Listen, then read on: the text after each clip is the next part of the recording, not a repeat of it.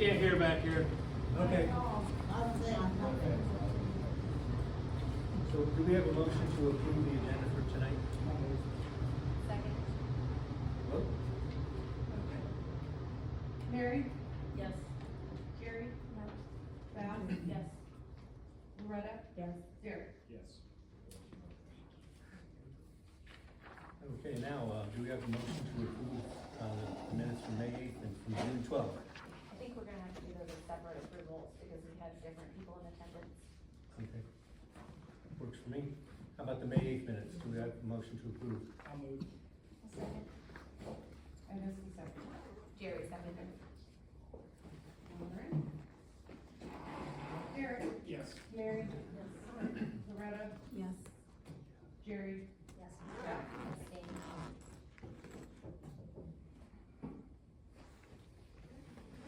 And now for the minutes from June 12th. Do I have a motion? Second. Jerry? Abstain. Loretta? Abstain. Val? Yes. Derek? Yes. Mary? Yes. Okay, do I have a motion to pay our bills? I'll move. Second. Alright. Val? Yes. Loretta? Yes. Mary? Yes. Derek? Yes. Jerry? Yes. Okay, let's go to old business, bulk water rates. See what you got on I that? have a question, this wasn't advertised in the council meeting, was it? The agenda was posted for all of this. It was just in the news release that it was about the sewer systems, and I don't know how you can have a council meeting when it wasn't advertised. I didn't even see that word was advertised. Well, we, were not able to have our council meeting on a regular night, and so we decided to squeeze one in real quick while all council members are here. Okay, I think it was posted on Facebook that we had the whole agenda was posted on Facebook. It was on the website. On the website. Okay, I was gonna say, I swear, I saw it posted. So, we have any movement on the bulk water rates? So your bulk water rates currently, they start at $3, go up to $12 is for 1,008 gallons. I think, service committee talked about it, raising it $1 across the board for all of them. That still puts us cheaper than anywhere else around in there. Mm-hmm. Makes sense? You said that just the vote is fine, so I'll move to raise $1 across the board. I'll second. Mary? Yes. Jerry? Yeah. Val? Yeah. Loretta? Yes. Derek? Yes. Okay, employee reviews. Do you want me to do that now, or do you want me to wait till the HR committee? Oh, yeah, why don't we wait till HR? Handicap parking at the church. The church on Dixon there requested 2 handicap parking spaces on, I think it was the Gormley side. Yeah, the west side of Gormley Street. Yeah, just need a vote to approve that. The village can then put up the signs, paint the spots for them. There's plenty of room there, the road actually widened right there, so I don't see any issue. Oh, permanent or just Sundays? Permanent. But there's no parking on that side of the street except for Sundays. And then probably Sunday.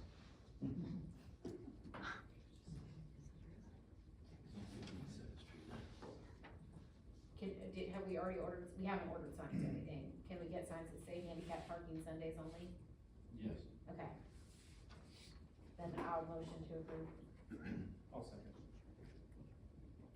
Mary? Yes. Derek? Loretta? Yes. Susie? Who's not here? Jerry? Yeah. Val? Yes. Okay, any more old business from anyone? Okay, new business. First thing is we have to declare an emergency for supplemental appropriations for the sewer fund from the general fund. they're basically, needed badly. Do I have a motion to suspend the rules? So moved. Second. Alright. What is it we're voting on? Resolution 2025-5.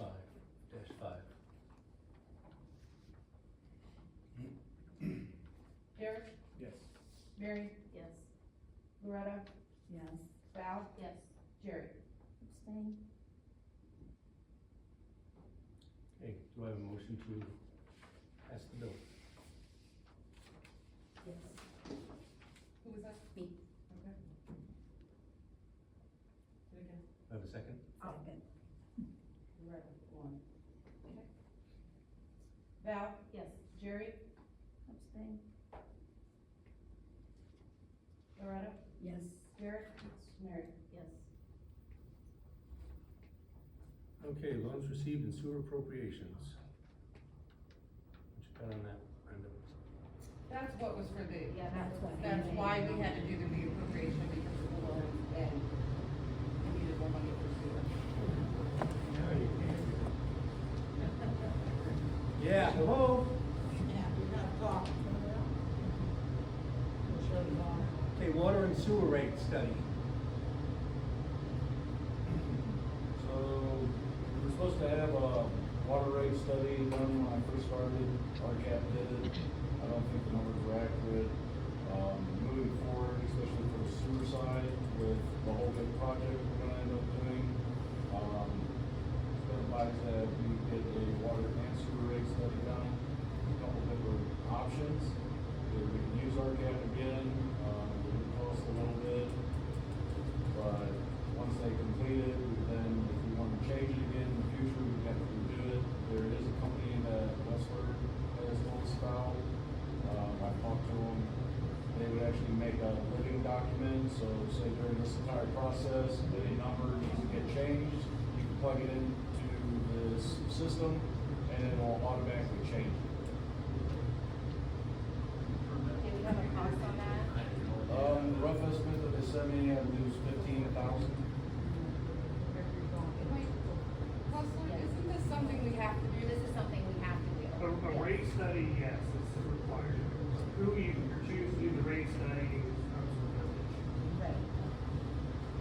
But we discussed last month, Hey. last meeting. With that running, you can't hear nothing. Not a word he said.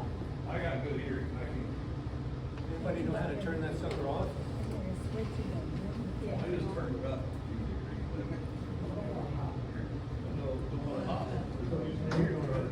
Yeah.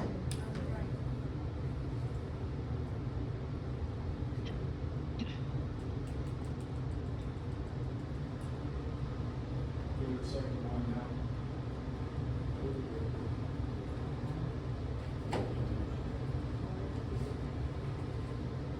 The rate study will cost about 15,000. The rate study will cost about 15,000. If we use that company, and again, it's a running document, it's a living document, we can keep it, plug our numbers into it, we shouldn't have to mess with it or do it again. What's our cat's charge? It's cheaper, but again, when you go to do it, you'd have to redo it. And RCAP isn't very time sensitive either. Like I mean, how many times have we had RCAP do our studies and it drags out for months and months, and sometimes we never even get the data back. So, Plus, it's not correct. plus it's not correct, yes, exactly. Yeah. I mean, because it's a moment in time, it's not, it doesn't account for changes in the back system every time it goes down, and the $20,000 parts that we're getting, it doesn't, it has no way of adjusting for that. It's just, it takes our historical expenses and kind of averages it out and tries to project something, but when we're having back failures the way that we are, then it's not taking those new expenses into account moving forward, and so we're always working from behind the 8 ball, we're always behind. And so it makes more sense to me, even if it's a little more capital on the front end, it makes more sense to have something that's going to actually project us forward and make our funds healthy before we're in crises like what we are right now with the sewer appropriations. That makes more sense to me, even though it does have a little more capital up front. And I also will say, for the last few years, the revenue that's been projected for, especially sewer, has gone, it hasn't really made a lot of sense, it's been very inconsistent, so I do think that will help give us a better idea of where to go. Okay, well, keep us posted. I'm gonna have it for you next meeting. Last thing is the festival road closures. Somebody get a sheet? No. Well, just a long list of, Sorry, those were all given out last okay. time. Those are all, there's a long list of streets, that they typically Same close ones in our- around the park area and stuff. We need to vote on that to approve that. Yeah, it's just a formality. It's the same thing. Excuse me, I have, a concern, about the sewer. I live at 312 Mad River Street, and, Mr. Book, you were there about almost a month ago, and you seen all the water backed up in the yard after using like the machine or taking a shower. It starts to gurgle, and this water is coming up in the backyard, and it smells horrible. It smells like poop, it smells like rotten eggs, and this situation has to be corrected, because I think the soil might even be contaminated. So Can we've been reaching. Can we talk, you and I talk about that afterwards? You told me this the last time when you were at the house almost a month ago, so I don't know what the next step would be, because you keep blowing me off. Let's talk about this after, okay? I promise. Okay, Okay, do we have a vote on the, road closures? A motion? I'll move. I'll second it. Alright. Mary, Yes. Loretta, Yes. Eric, Val, Yes. Gary. Okay, committee reports. Mayor, let's skip tonight. Finance? We haven't met again. Okay. And safety is not bad. Chief, you got anything? No. And Daphne's not here. Ambulance board update not here. Solid service, Eric? You should have minutes, or we should have the minutes from last service meeting.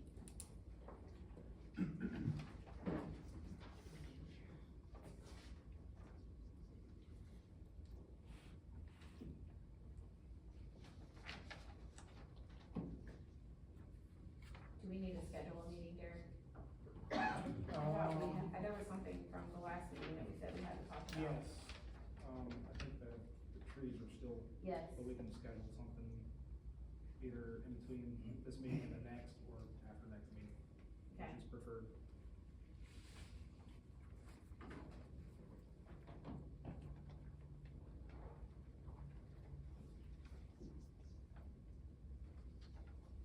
Okay, what you got for us? Going on festival stuff, that's all I got for you. Park board, I don't see a representative. No, they just had, Jay's got a list for pre-festival stuff. They had a meeting last Sunday, other than that, not much. Festival's coming up, so everything's kind of full bore. Race for impact. Market Square and CIC, economic development. We haven't met. All right, zoning. Should have the minutes. We'll schedule another one next month. All right, Mary, you got human resources? I do. Going back to the part of the agenda about employee, evaluations, those have not been completed yet. If you remember, we decided that we couldn't move forward with changing the employee handbook, or doing any kind of raise consideration until those evaluations were completed. And so far, those have not been done. Do you think there's a time that you can get your part of that done? Mhm. So we can get on with those? Yes. Jay did find that the employee applications that the village is currently using did have some other entity's name on for a contact. I assume we took somebody's application and just started using it, so he did change that to make it ours. And, that's really it at this point. Okay.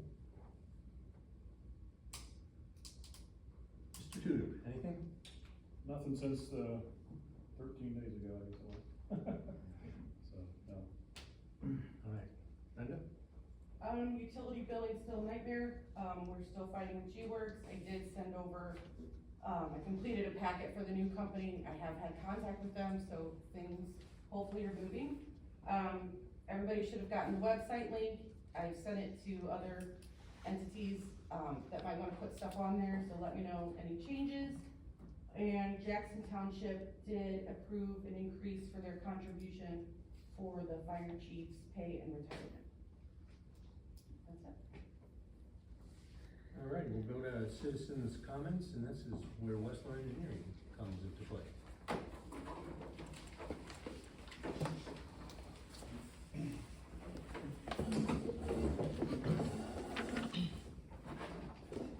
Okay, so, hi everybody. First of all, thank you guys for joining us. My name is Vinny. I'm with Wessler.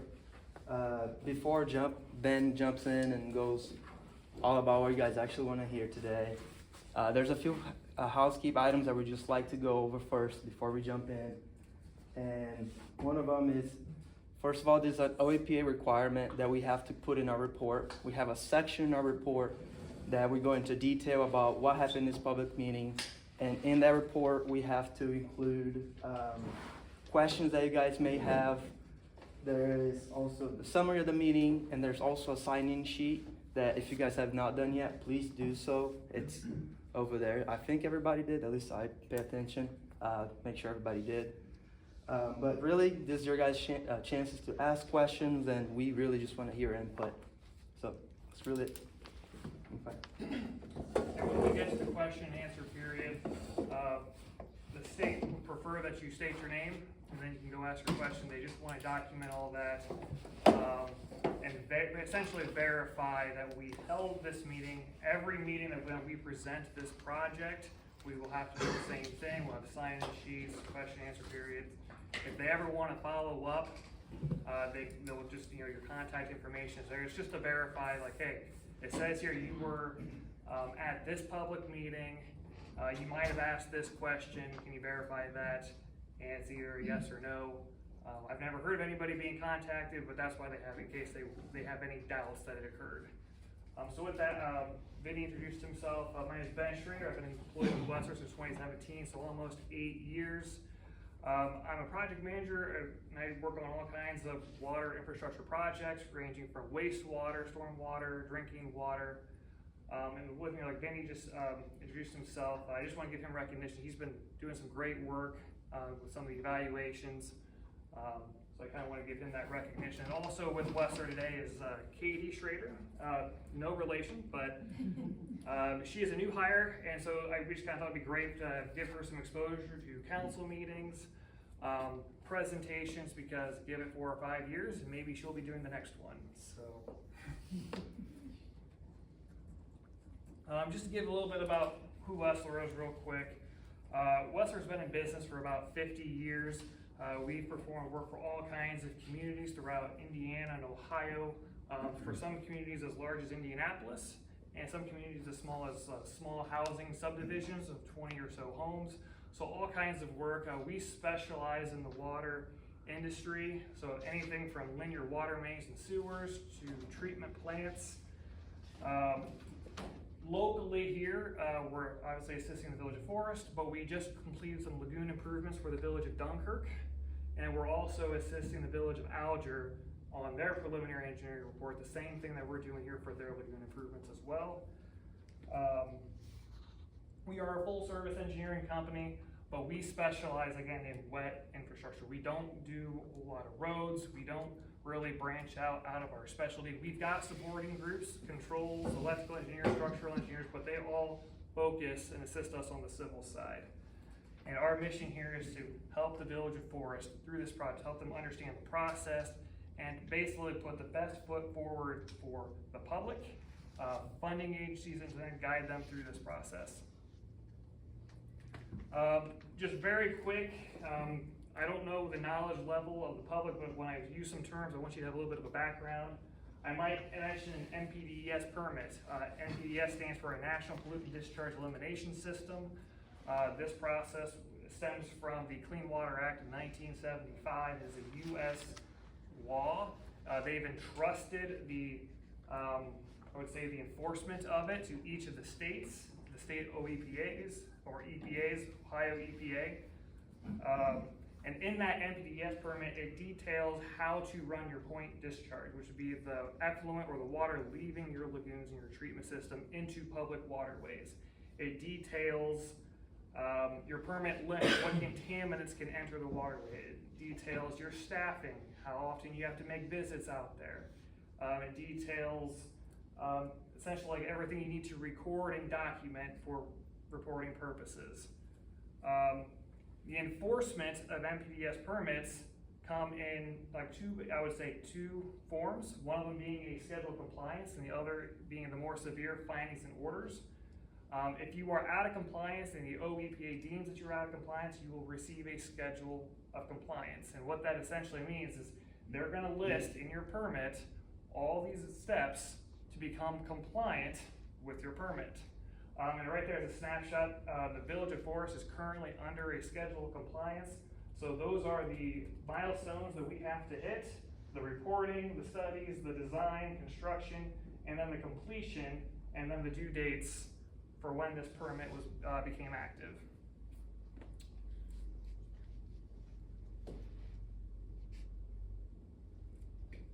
How did it start? Wessler started in November, December of 2023. This was under the former administrator before Jay. He reached out to us because the VAC system went down and they didn't have any paper maps. They were, again, spending a lot of time and only had one printed map available to them. And so in order for them to divide and conquer, they reached out and said, hey, can you please scan some of our drawings? Please print out some more maps for us. That way we can all have one and then they can coordinate and basically be more efficient out in the field. And then in February of 2024, the new draft permit came out from OEPA. In that draft permit included a different schedule of compliance that you saw before. When we took a look at that draft permit, it was pretty harsh in terms of the contaminant limits leaving the lagoons, and they also gave you an inachievable timeline to meet it. They only gave you about 18 months to assess your facilities, get construction moving forward, and then become compliant all within like about a 1.5 to 2.5 year window. To do that, it's not feasible. You can't get a project moving that forward unless you just want to take a big loan out from the get-go. And so we reached out to Dave, the former administrator, and Derek. We set some meetings up. We negotiated the schedule of compliance. And the results are we got some of the testing requirements removed. We were able to increase some of the discharge limits to make it much more feasible under the original draft schedule of compliance. Your lagoons would not have worked. It would have forced you into a mechanical plant. But since we've negotiated that, we've gotten those limits increased, the lagoons are now a very viable option to keep and maintain. And then we moved the schedule from an 18-month, 2-year window to now a 5-year window. That gives the community, I would say, breathing room. It gives you time for us to evaluate the lagoons. It gives you time to assess your different alternatives. It also allows us to work with funding agencies and get funding packages that are best suited for the village. So very beneficial results. And then later in 2024, about, I would say July, the summer, we entered into agreement. And that agreement was inspect the gravity side of the system, evaluate the eastern side, the vacuum side, evaluate the lagoons, review of your wastewater ordinance, create GIS mapping for both your wastewater and drinking water systems because you had no living documents. They were operating off of old as-built that were kind of pieced together through the years. And then, of course, summarizing all of our evaluations into what we would call a preliminary engineering report. You may also hear it referred to as a general plan. The terms are synonymous. Wessler and our company, we typically use the preliminary engineering report, or PER acronym. Before I go any further, the next step beyond schedule of compliance is considered, like I said, a findings and orders. That means if you fail to meet the schedule, the OEPA will conduct their own in-person detailed review, and they will start mandating their own schedule. So I kind of refer to it as almost like a good cop, bad cop scenario. The good cop is you get to negotiate your schedule, you get to work with the OEPA. Findings and orders means they start dictating the terms to the village, and you don't want to know what goes beyond findings and orders, because then you get the state house lawyers and all that involved. But very rarely does it ever get to that case. Typically, if you can address it up front through your schedule of compliance, you get very favorable terms, and that's where we are now with the village. So what are the issues? Why generate out at your lagoons? They're out of compliance with the current permit.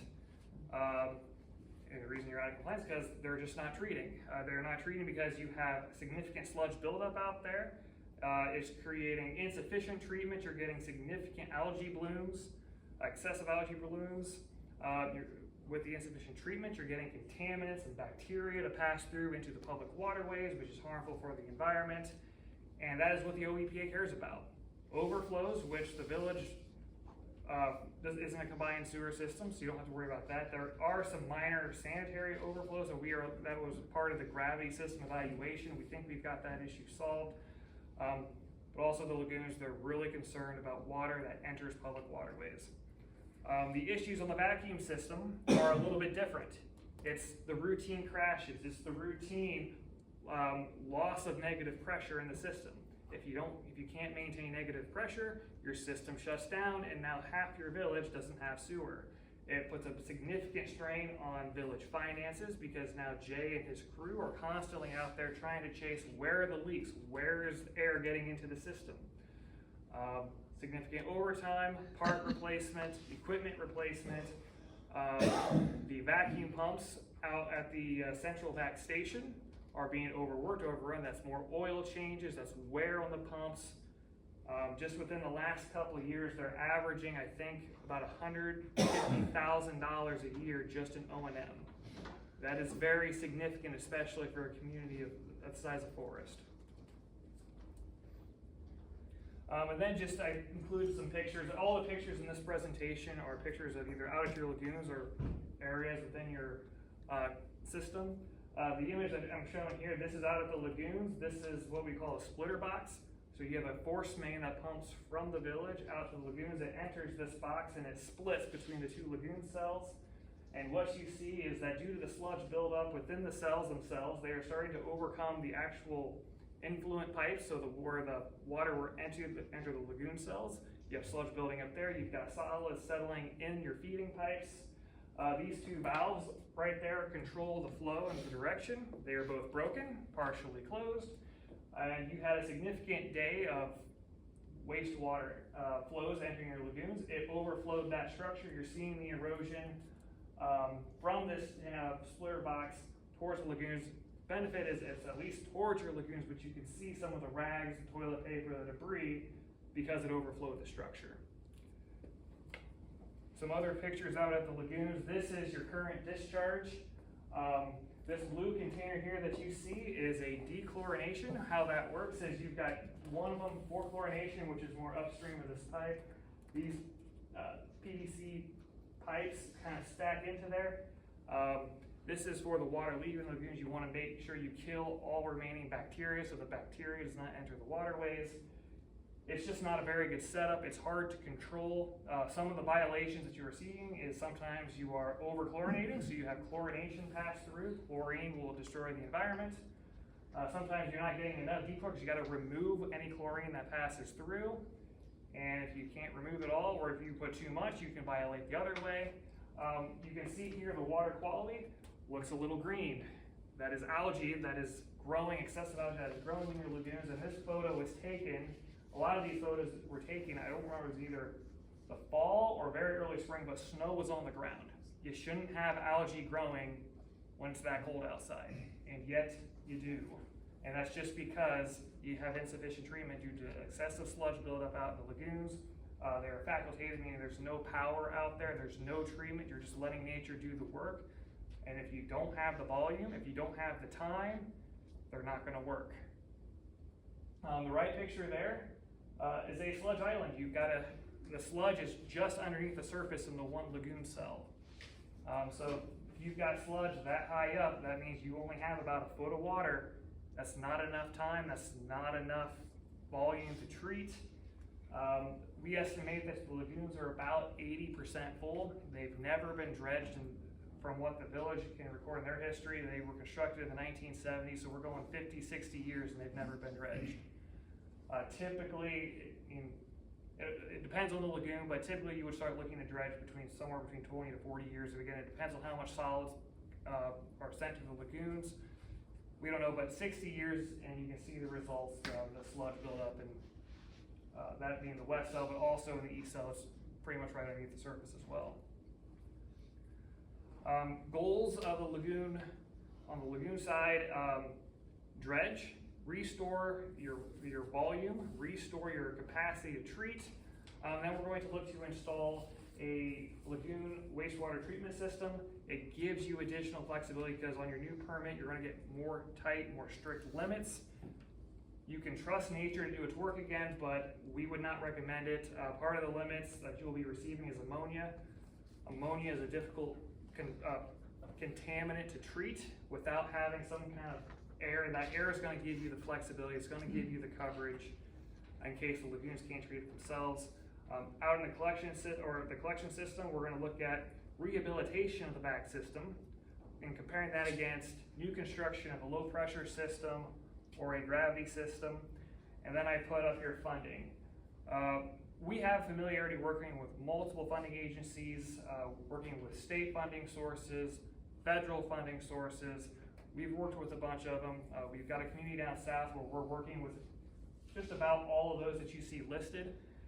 And we're here to, again, when we create our report, when we finish, we will be submitting our PER to each of these funding agencies. We will be presenting the project to each of these funding agencies. And then once we receive feedback, we will make alterations, we will reassess our approach, our recommendations to then complete our project and then see how we score. So, project vision, this is kind of like the steps over the next couple of years. We'll start, right now we are in the PER phase. It is the evaluation of the lagoons, the collection system, it is the reporting, the documenting, and it's the coordination with manufacturers, it's the coordination with OEPA, the coordination with the village, the public. It's, hey, we are studying this, we are now reaching out to everyone for feedback, guidance, funding, working with the state so we know what do we need to design and work around, keeping them involved. So yesterday I met with the OEPA, gave them the similar update. They were all on board, they agreed that the approach is correct, and I've challenged them, please review the permits, make sure we have the right numbers, they're not gonna change. So yeah, that's where we are in the PER phase. The PER phase will then turn to funding. We will submit our PER, then we coordinate with funding agencies, we amend, we adjust our approach based on the feedback and the information that we receive. Funding will then go to design. We'll then design our the recommended improvements, the path that we ultimately selected on, and from design we move into construction of the plan. A timeline. He said right now we are in the PER phase. We will be completing our PER here in July and the start of August, where we then submit to the funding agencies. We finalize our plan from August to the end of the year. That's where we present, we receive feedback, and then we amend as necessary. After we finalize and agree to a plan, we will then begin design starting in 2026. And based off of the feedback we receive, this is a preliminary timeline, but right now, if we move in the direction of replacing the vacuum system with either low pressure or gravity, there's a significant amount of survey, significant amount of design involved with that, in coordination with other utilities. We expect that to take a whole year. Again, if we don't do that, it could potentially modify and change, but right now this is just preliminary, just to give you an idea. So we'll complete our design tentatively in December 2026. And then to start January, it takes about 6 months to work through permitting. It just takes time working through OEPA. The OEPA does their own detailed review of whatever our design is, and they give themselves up to 6 months. Once they give the approval on the plans, We will then advertise the project, bid it out. We will then afterwards, in July 2027, award the contract to a contractor who will then immediately start construction. And then per the schedule of compliance, we have to have a completed project in June, July of 2029, because that is when the new permit kicks in with all the new limits that now the village will have to meet. All right, before we get into the numbers, the report, I just want to remind everyone that this is a preliminary draft presentation. We normally don't present drafts. We normally present final versions of the PER. The reason we are submitting a preliminary draft is because this is significant improvements. You're going to see the costs, and this is where we want to be transparent. We coordinated with Jay and the administration. They want to be transparent with the public. They want the public feedback, because ultimately this is a community decision. Another reminder that whatever recommendation the village makes next month, we have to complete the report next month. They have to provide a recommendation. It is not final. They can amend their decision as new information comes in. We're still communicating with manufacturers, contractors, trying to dial in our costs, and therefore it's not final. As new information comes in, they reserve the right to change their minds and go to a different path. Our cost estimates are very conservative. Construction's not going to happen for another 2 to 3 years. So that's difficult to estimate a project now. We're submitting for funding here in a couple months. We need to make sure that we capture as much as we can, because it's very difficult to go through this process and then in 2 years go back to them and ask for more money. We didn't budget enough for it. Very difficult to do. If we came in, let's just say this, if we came in under our estimate, they'll gladly take the money back, but to then go ask for more is a very difficult process. And so we want to try and be very conservative. We are assuming worst case scenarios, just because we want to try and capture everything. Also, as a reminder, the last 5 to 6 years has been very difficult estimating. Ever since COVID, it disrupted a lot. Labor costs have increased. Supply chains have definitely been altered. They're coming back together, but pricing has not dropped for a lot of stuff. We're still experiencing other challenges. The tariffs play potential impacts. There's a lot of manufacturers that have already given notices that if the tariffs hold, they're going to increase. So there's a lot of foreign product that is made overseas and then shipped into the United States. So once again, supply chains are all being adjusted, but it's kind of in a holding pattern. We're trying to be conservative with our cost estimates. And then unfortunately, we're not going to discuss rates. We are not rate consultants. We are engineered to evaluate your system. As Jay mentioned, we have a proposal from a rate consultant, a municipal certified rate consultant, to then help the village. They will have what they call a living document, to where as we go through the alternatives, as things are subject to change over the years, they just modify the numbers. Every year, budgets change, incomes change. They rework the rates. The rate study is required because no one will provide funding unless they know the village can pay off the loans. So it is required, and so therefore, what will probably happen from a timeline perspective is we will finalize this PER report. Hopefully in about August, September, the certified rate consultant will then provide their summary, their preliminary, their rate that we will then include and amend into this PER report. And once again, when that information comes in, you'll have more information to decide a path forward. All right, so looking at the lagoon alternatives, alternative number one is a do-nothing alternative. The PER has a specific outline that the OEPA publishes. We have to write this report in a certain format, and one of the alternatives is do nothing. We have to look at, do we have to do this? Well, for the lagoons, yes, you're under a schedule of compliance. The current lagoons are not going to meet, they're failing to meet compliance now. They will for sure not meet compliance on the next permit, so it is not a viable option. Alternative two, which is keeping the lagoon facility improvements. So we have some sub-alternatives. We can discuss them a little bit next. Because we were able to negotiate the schedule of compliance and negotiate the next permit, keeping the lagoons is a very viable option. Alternative 3 was replacing the lagoons with a new mechanical plant. A very viable option, however, we're not recommending it because now you're putting a lot more equipment out there. You're a whole new facility. There's going to be a lot more O&Ms. And when we talk about and compare lagoon maintenance to mechanical plant maintenance, you're going to see a difference in yearly annual O&M costs. So we just aren't going to recommend it. And then alternative 4, regionalization, not viable. And the reason why it's not viable is because regionalization will have a 3 to 4 times more expensive than the other alternatives. There's a lot of minute details and issues when you're pumping wastewater compared to regionalizing with drinking water, a finished water product. Wastewater has solids, it's got debris, it can settle out. It's hard to maintain suspension when you're pumping it miles. And then also, the most logical regionalization partner would be the city of Kenton. And unfortunately, you can't regionalize with Kenton because there is a watershed divide that splits Forest and the city of Kenton.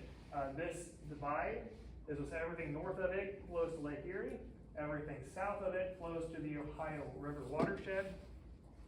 You can't cross the watershed with surface water. It is very difficult to do that. It is also very difficult to take water from the Lake Erie watershed and send it to the Ohio River watershed. It's not impossible. It could happen, but it's very difficult to do. So in order to take wastewater, which should have gone to Lake Erie, and send it to the Ohio River, we now have to schedule meetings with each state in the Great Lake region, as well as Canadian provinces. And each state and Canadian province will need to review your case and then provide their own written agreement approving you to cross the watershed. We've met with the Ohio DNR and we told them about this scenario. They said it's very unlikely that they would ever approve this. Therefore, the city of Kenton is really not a viable option. It's not impossible, but it's very unlikely. The only other community that can take your wastewater would be Upper Sandusky, and that is 12 miles away. So we work with a community over in Indiana. They regionalize wastewater and pump 6 miles, and they have significant issues with settling where they have to multiple times throughout the year, flush, clean. It's a headache. And so, and you gotta double that from 6 to 12. Going back, so really we're looking at alternative 2. And under the alternative 2 approach, these are what I would say, those are the givens. Those are across the multiple alternative 2A and 2B. Those will be included for both options. That is dredging of the lagoons, cleaning of the lagoons, providing a new electrical service out there for the implementation of a diffused aeration system, giving you better treatment, better protection, giving you better treatment capabilities, changing from chlorine disinfection to UV disinfection, consistent costs, less operator maintenance. The UV does a great job compared to chlorine. You don't have to worry about chlorine limits. Those will be removed because UV leaves no residual in the water. And then of course, we'll be modifying some of the process piping. I've already showed you the splitter box. We're gonna be doing some little things there to improve the process out there. So comparing these two alternatives, 2A and 2B, 2A is pump to the Blanchard. We're gonna pump the effluent off the lagoons and pump it all the way to the Blanchard River. This would require a lift station on the back end of the lagoons and a 1-mile force main to go to the Blanchard River. Comparing that, and the reason for that is all because of the ammonia limits. You can see if we were to pump to the Blanchard, OEPA will give that limit for the summer 4.59, which probably doesn't mean anything to you, but 4.59 is a very reasonable number to hit. There's no issues or concerns that your lagoon should be able to hit that number, especially in the summertime. And then you have no winter ammonia limit, none. You just have to monitor for it. Compare that to the other alternative. If you maintain your existing discharge, which is a low flow ditch, it would require additional polishing and treatment on the back end of the lagoons. It will require more extensive earthwork and piping alterations to install those additional treatment units. And then you can see the effects on your ammonia. Your summer goes from 4.59, which is a very easy number to hit, all the way down to 0.3, which is a very low number. Some lagoons without a treatment system cannot hit that. I would say most lagoons without a treatment system can't hit that. There are some mechanical plants out there that are older or maybe not designed ideally, can't hit that number. And then the winter, the one drawback of lagoons is they have a really hard time treating winter ammonia limits. When it gets cold, the natural bacteria, the natural bugs that are present in wastewater, they don't grow, they don't multiply, and everything slows down, which is why you need those additional units on the back end of your lagoons to be able to hit the summer and winter limits. So in summary, you're really comparing a lift station and 1 mile force main to additional treatment units and lagoon modifications. And then there's also the difference in ammonia. The pros of pumping to the Blanchard is you have more advantageous ammonia limits. Your operator, the village, there's really no concern about hitting them. You'll have very minimal lagoon alterations, and it wouldn't require additional systems. You just gotta dredge the lagoons and they should work great. Pros for maintaining your existing discharge is you don't have to make any land purchases, easement purchases. Everything can fit on your existing footprint. The village owns all of the land around the lagoons. We can fit everything on the existing site. And as of right now, we are forecasting slightly lower costs. They're very close. It's subject to change, but as of right now, it's slightly cheaper than pumping to the Blanchard. Again, the cons for option alternative 2A, you have pump station, 1 mile force main, potential land easement purchases, and I'll discuss the modifications of the concerns with the NPDES permits. But then for the cons for the existing discharge, you have very strict ammonia limits. In time, you're gonna have to pay attention. Your operator after 5, 10, 20 years is gonna have to keep looking at the lagoons, testing the lagoons, making sure they're operating the way they should.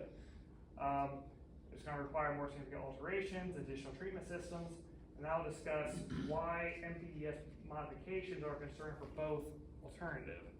We will design a treatment system to hit your permits no matter what option the village goes forward with. The concern is, if you pump with the Blanchard, what you're essentially deciding is that I just don't want to worry about the strict ammonia limit. It's going to give you tons of flexibility, because there's going to be, again, you'll hit those limits. However, what happens if in the future, 10, 15, 20 years from now, the state changes, they want to tighten their limits even some more, and they put a winter ammonia limit on you? Well, now you got to install the additional treatment units. Well, you know, if you have to install the treatment units, you would have just constructed them right away versus waiting 10, 15, 20 years. On the flip side, if you decide, well, we don't want to take that chance of a winter ammonia limit in the future, we're just going to construct the existing discharge, put the additional treatment units out there. What if the OEPA lowers your already very tight limits? If they go from 0.3 down to non-detect, which is 0, very difficult for a lagoon system to treat that. Mechanical plants have issues with non-detect. If they lower your winter limit even more, and Jay and I have sat through the presentations for a few of the companies that we are considering, once you start getting below 2 and 1.5, all bets are off. Again, mechanical plants will struggle to meet those limits. And you might say, why are those limits so low? It's all because of the discharge stream, the receiving stream.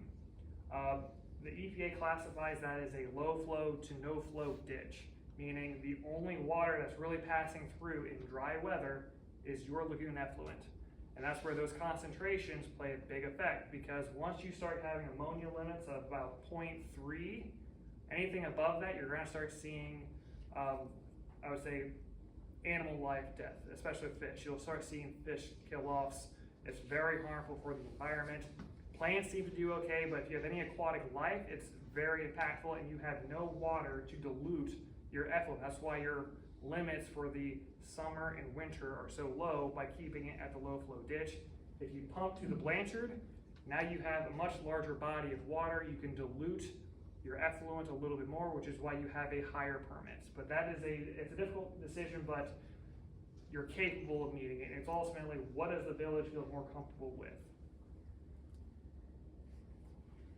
Cost for the lagoon improvements. We have alternatives 2A and 2B. We have the total estimated project cost, that includes construction and non-construction.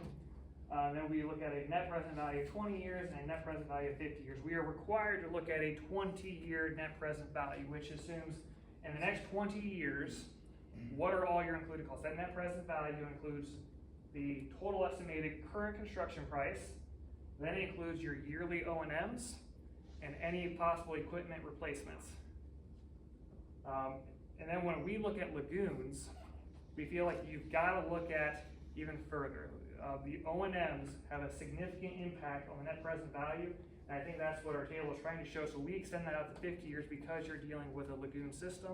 The O&Ms on a lagoon system are very low. Even with the additional treatment units that you'll possibly need required out there, very low maintenance. It's like it's blowers, it's just changing oil, changing, I would say fans, belts, not super labor intensive. It averages out to be about a half an hour to an hour a day, not very labor intensive versus compared to a mechanical plant.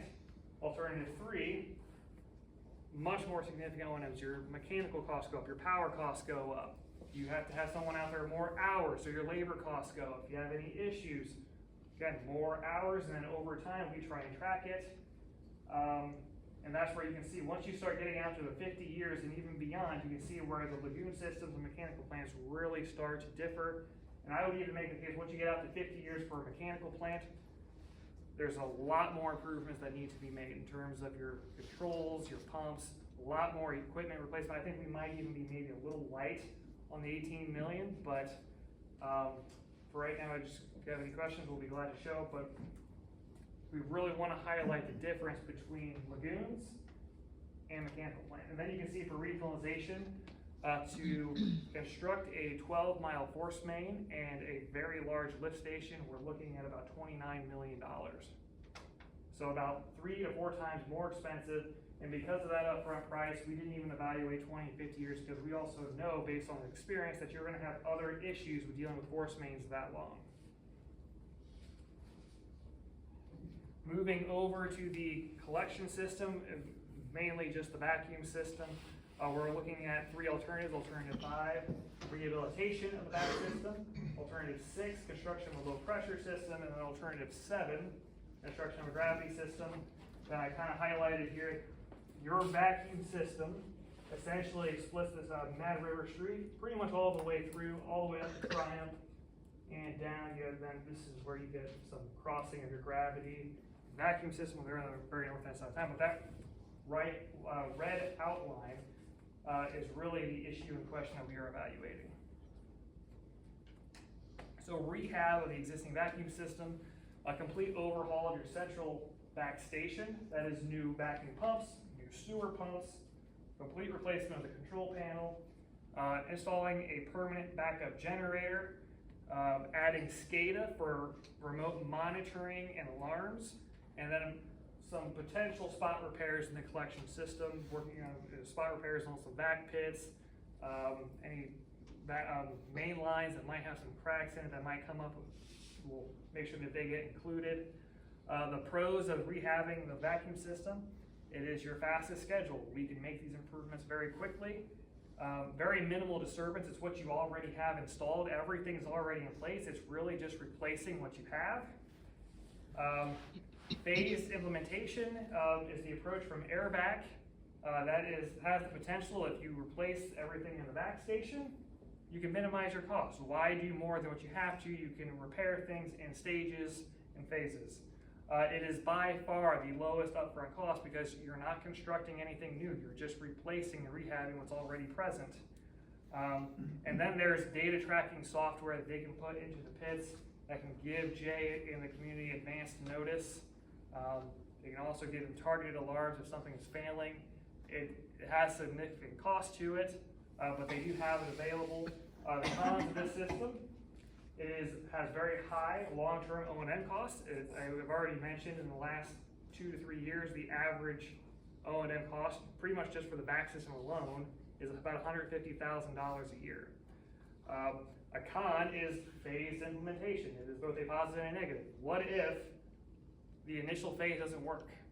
Well, now that means more inspection. You bring either their manufacturer reps out, you come back to us, you go to somebody else, but someone's now gonna have to inspect your pits. They're gonna have to do further inspection for your main lines.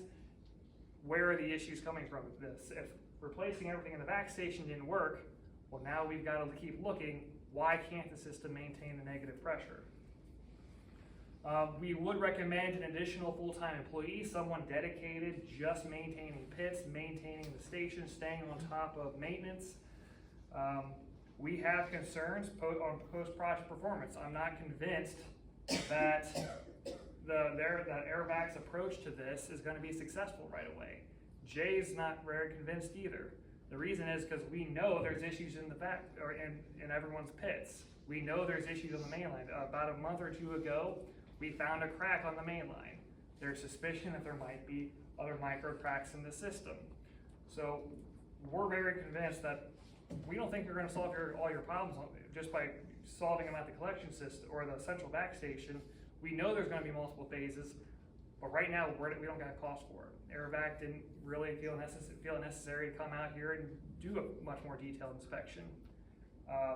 So in turn, we reached out to one of their competitors. So we met with one of their competitors this morning. We walked around your community. We opened up some pits. We met at the central vac station. They will be providing their feedback, their assessment.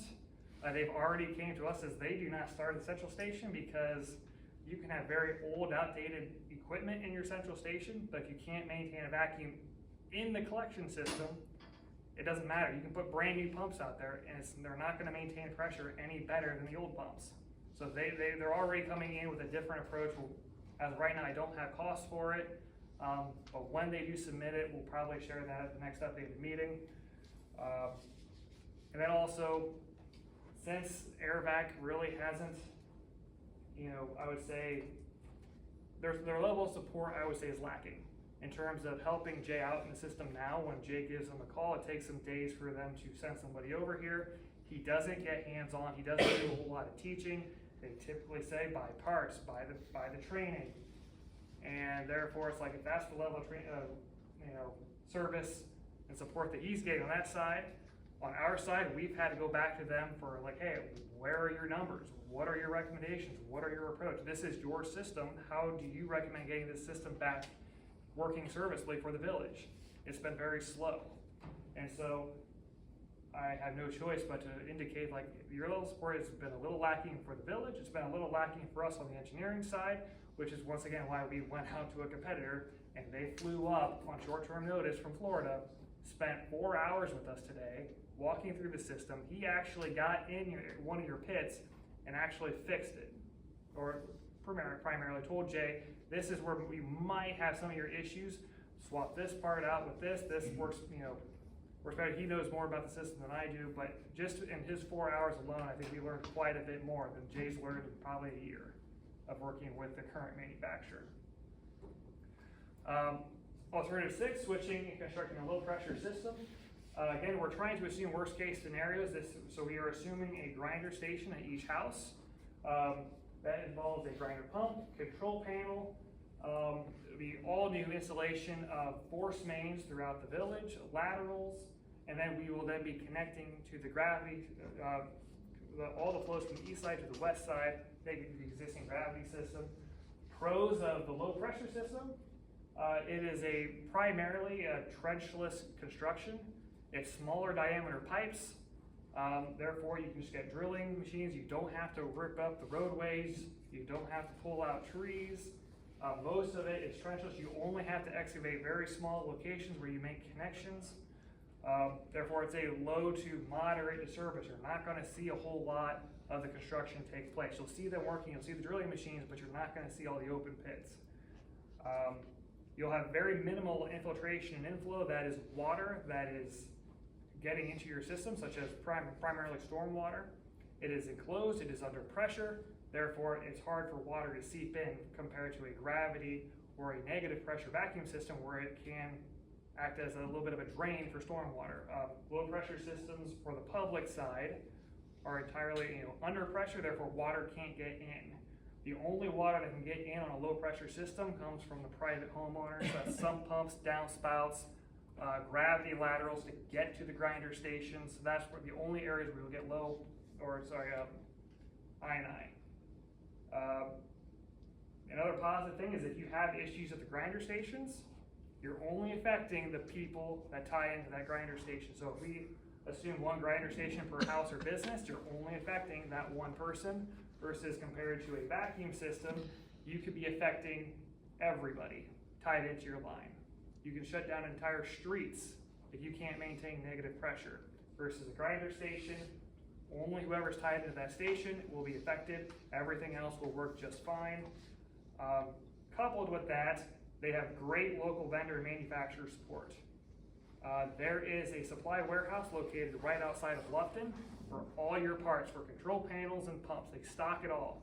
If you have an issue on your pump, Jay or somebody can just drive over to Bluffton, pick up the necessary parts. If you need a whole new pump, they have spare pumps available. They can get whoever is affected back up in operation within a day.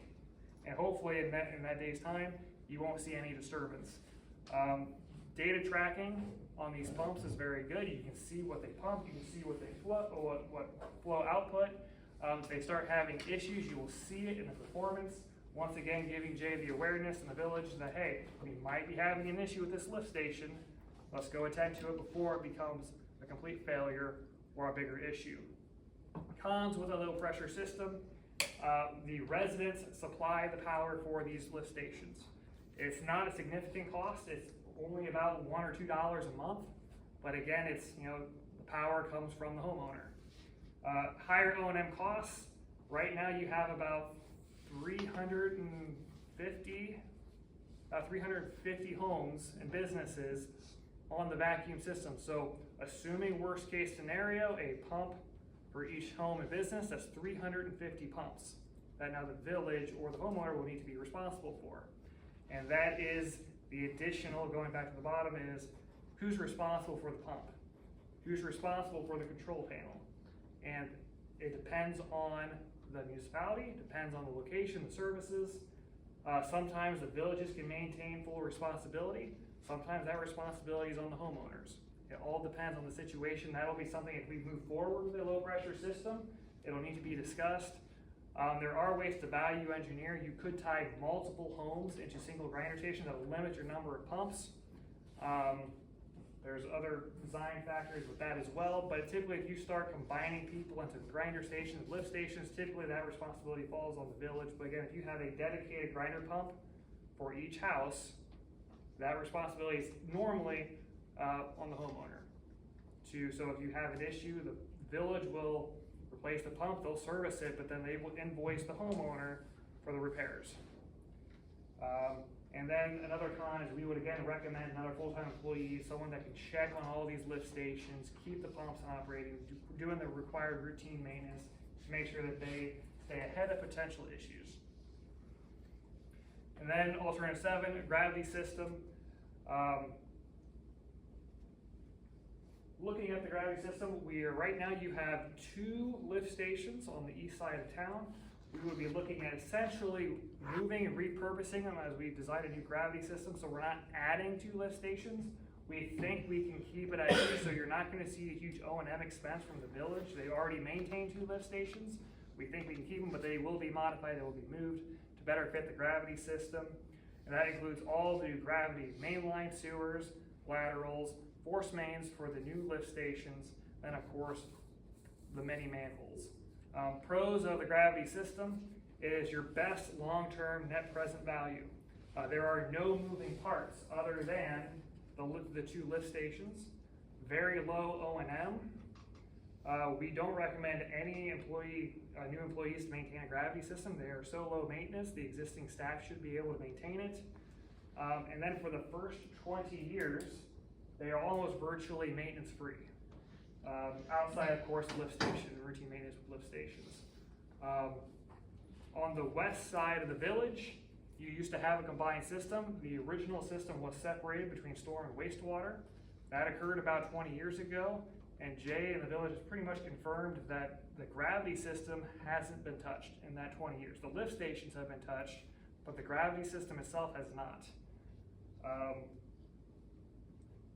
We've also inspected it as part of our collection system, the gravity system evaluation. We sent some televising down, we smoke tested. The condition of the public side is very good. It's a little dirty, you've got some debris settling out in the system. The village owns a vac truck, and does it have jetter capabilities? No, but we have a jetter truck. Okay, but they have a jetter truck. Send a jetter truck to clean out the debris.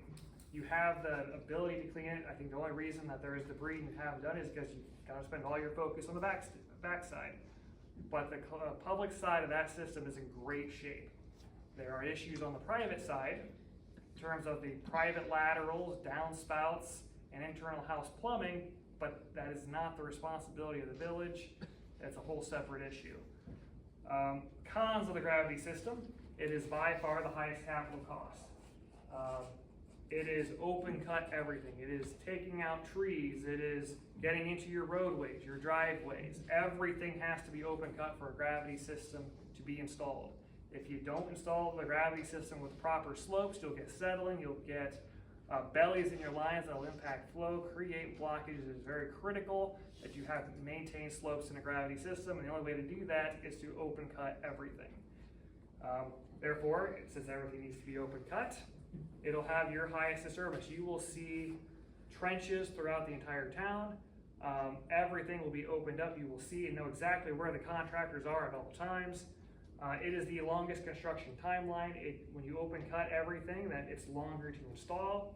It is longer to, I would say, repair the existing surface. You've now got to patch roadways, fill in for turf, fill in for gravel. Just takes time.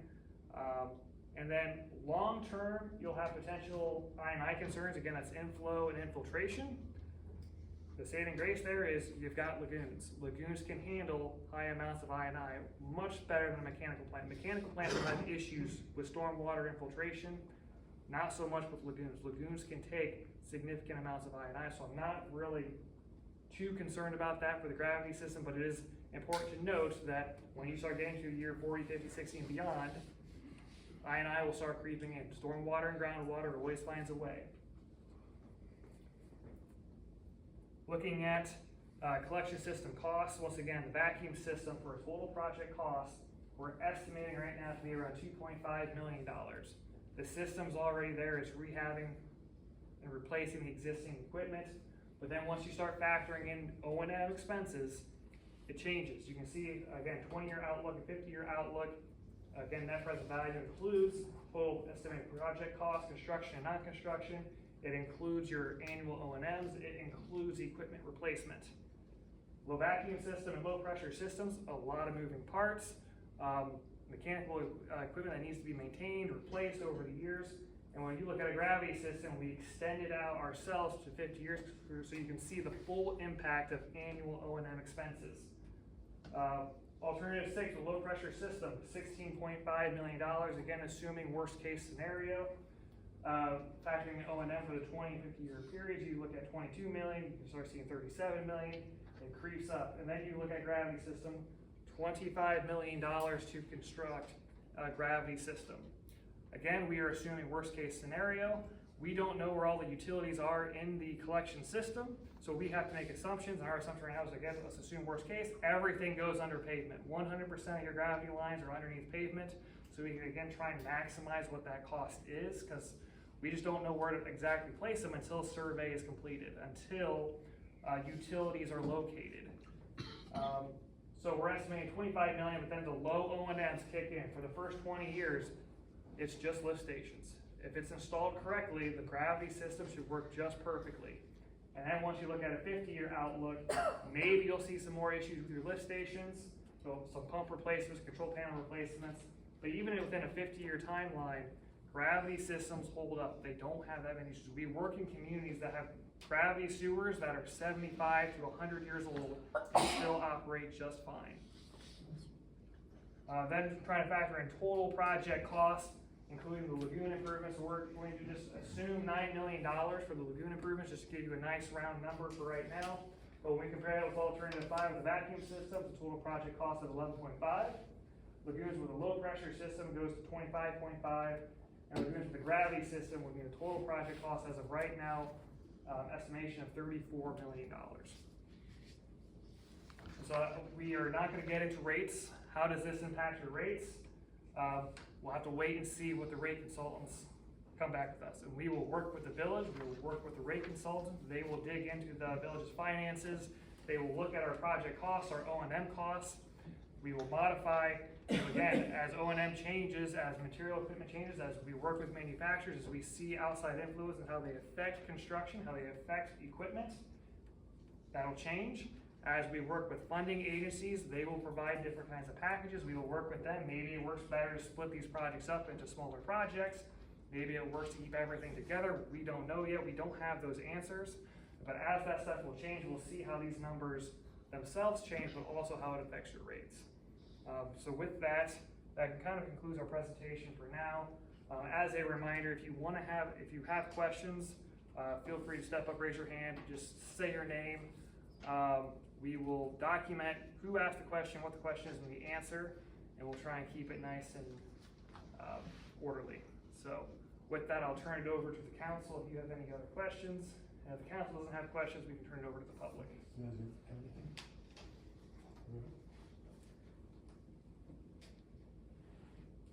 I know we talked about on the low flow system, the middle one, the grinder pits and whatnot. When you were considering the long-term capital of that, did you include the village replacing those grinder units? Okay. Yes. I think just for the benefit of the group, 'cause I heard this before, you kept on saying the word O&M. I'm not sure if I know what that means, operation and maintenance, I think. Yes, operations and maintenance. So labor, odds and ends, equipment replacements, the day-to-day monthly budget to keep the system operating. So, thank you. Since you're projecting these out 20 and 50 years, how do any of the systems change or need to be modified if the village were to bring businesses in and grow? Good question. So for low pressure, everything is at a constant elevation. You just extend the lines out. The pumps work together. So low pressure is pretty easy to extend out. We'll just need to know what kind of flows you're looking to. If you're expecting a heavy water user to come in, we might have to look at resizing some lines, but again, we won't know until it actually comes in, we see those numbers. But low pressure system is pretty easy to expand outward, especially for housing developments. Gravity system is all elevation based. Again, slopes dictate everything. So the further you extend out, you gotta make sure you've got the ground cover because everything's gotta stay about 3 to 4 feet down below the frost line. So once you get out and we hit our minimum limit, forest is generally flat as most of this area is. You can only go as far back till you meet your ground cover, and then from there you've got to install another lift station of some kind. Either it could be a low pressure system at that point, or some kind of a separate other lift station to then pump it back up to flow by gravity. Vacuum system, it works very similar to a low pressure system. However, the further you get away from your central back station, the more you open yourself up to potential issues, potential leaks. The further you get away, you start losing that negative pressure naturally. And so you might either have to look at gravity station, lift station, grinder station, or a whole other central back station to recreate that negative pressure, then to pump it over to the other back station or the west side gravity system. So when you did all the analysis and everything, was there any consideration of the properties that we would like to bring businesses into? Are they already figured in at some point, or everything here is just strictly for what's here now? Right now, like I said, so for low pressure and gravity, we did talk with Jay.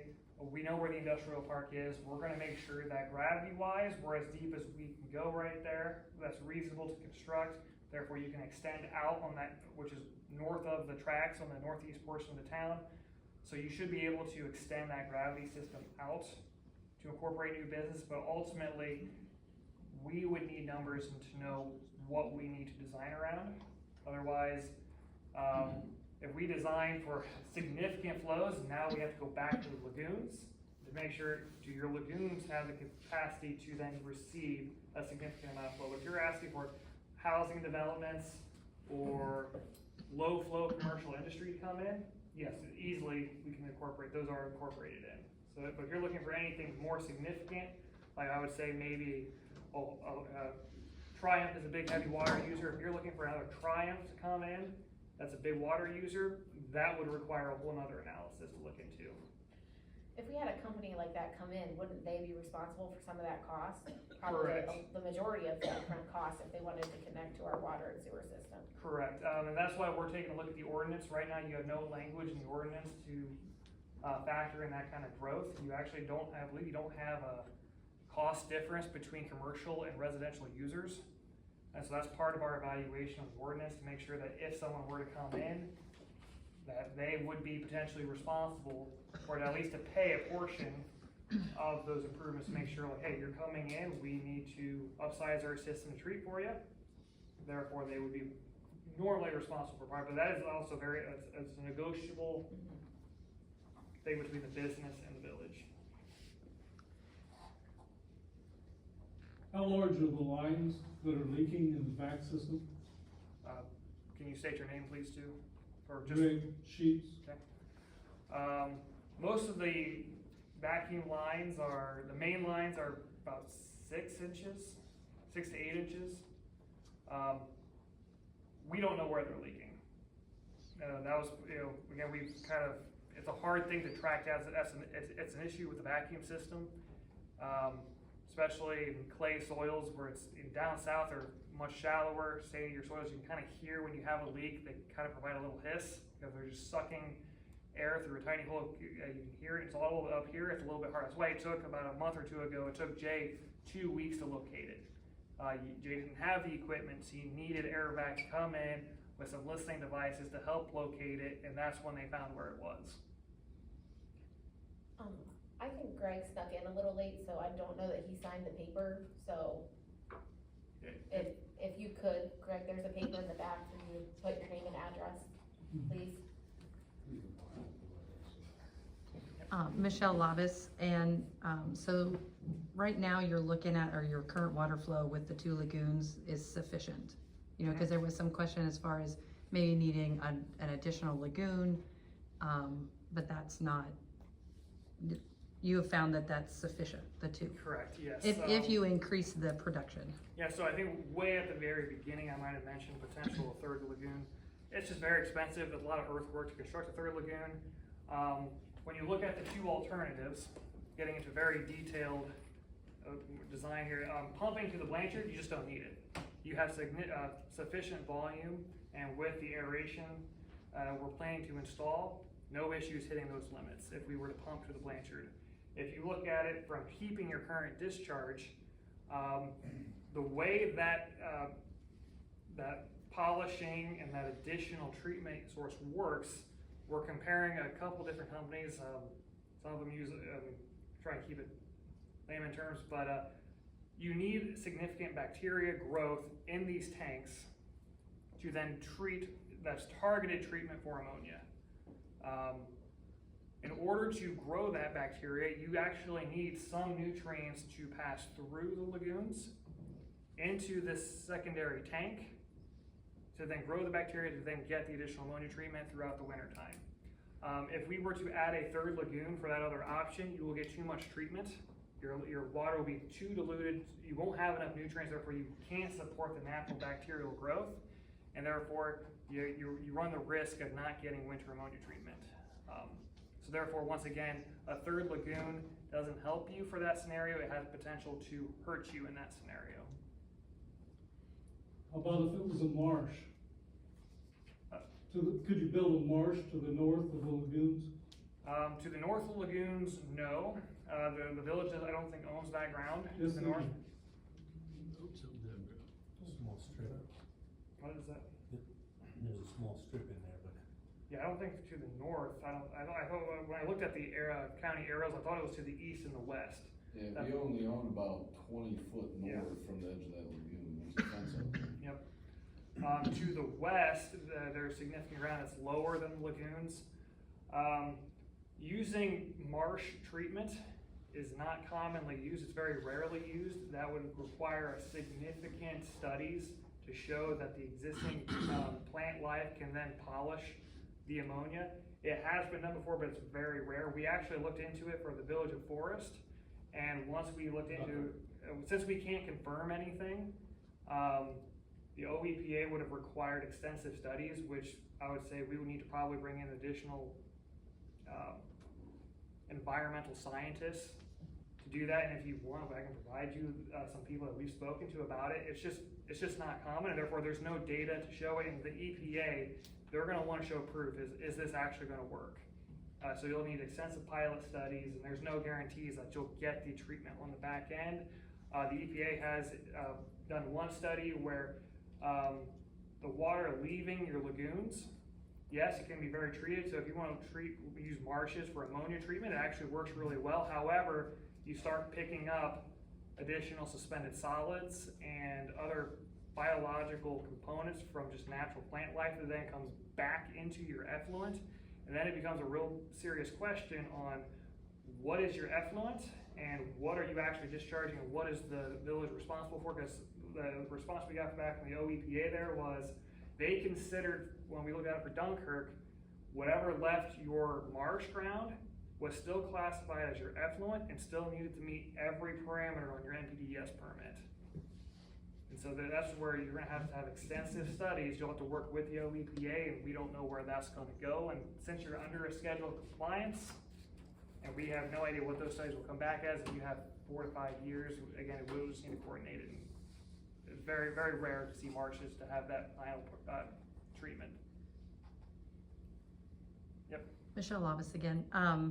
To go back to the lagoons, can you walk me through, again, so the waste goes in, you have the splitter, you're gonna Splitter fix box. that so it works? Yep. And it goes in and then there's the treatment, right? Mm-hmm. And you're gonna have aerators Yep. in there to help with the treatment, so that's additional. And then you're talking, so where does that next, because you're talking about another treatment, where's the UV treatment and then the pump out? So it also, another decision that the village will need to make is what treatment systems you want to go forward with. And the two companies that we're evaluating have different processes, so the location and the processes will change depending on who they want to go with. They're very similar. They both use diffused air. They both, if you go with the existing discharge location with a low flow ditch, they have very different systems for that summer and winter additional ammonia treatment. So the process piping will change because we'll change where the flow comes into the lagoons. Assuming let's say, just using the existing discharge as an example, how that flow will change is we'll probably modify the one cell. We'll put in either some baffle walls or create some earthen basins to make them smaller so we can target specific bacteria and specific treatment. And then it'll flow through into the additional treatment unit, whatever company that they want to move forward with.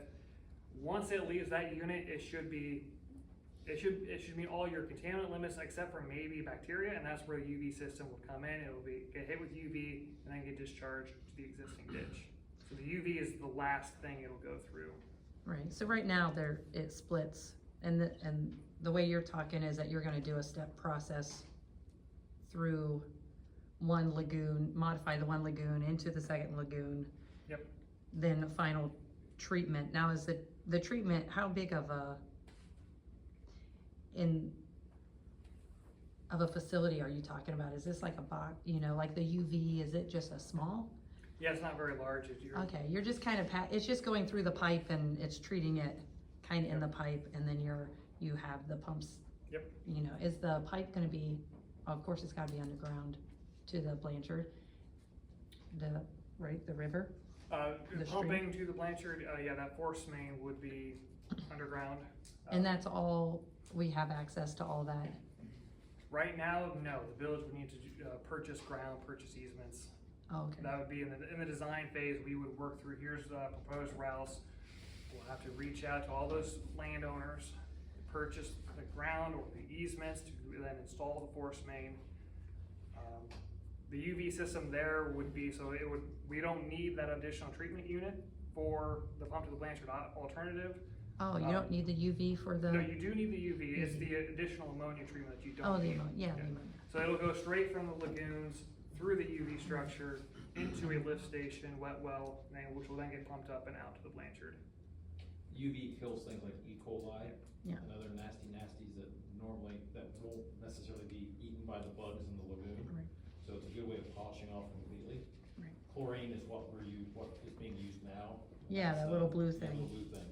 And again, the trouble with that chlorine, as Ben mentioned, is that you still have chlorine in that water.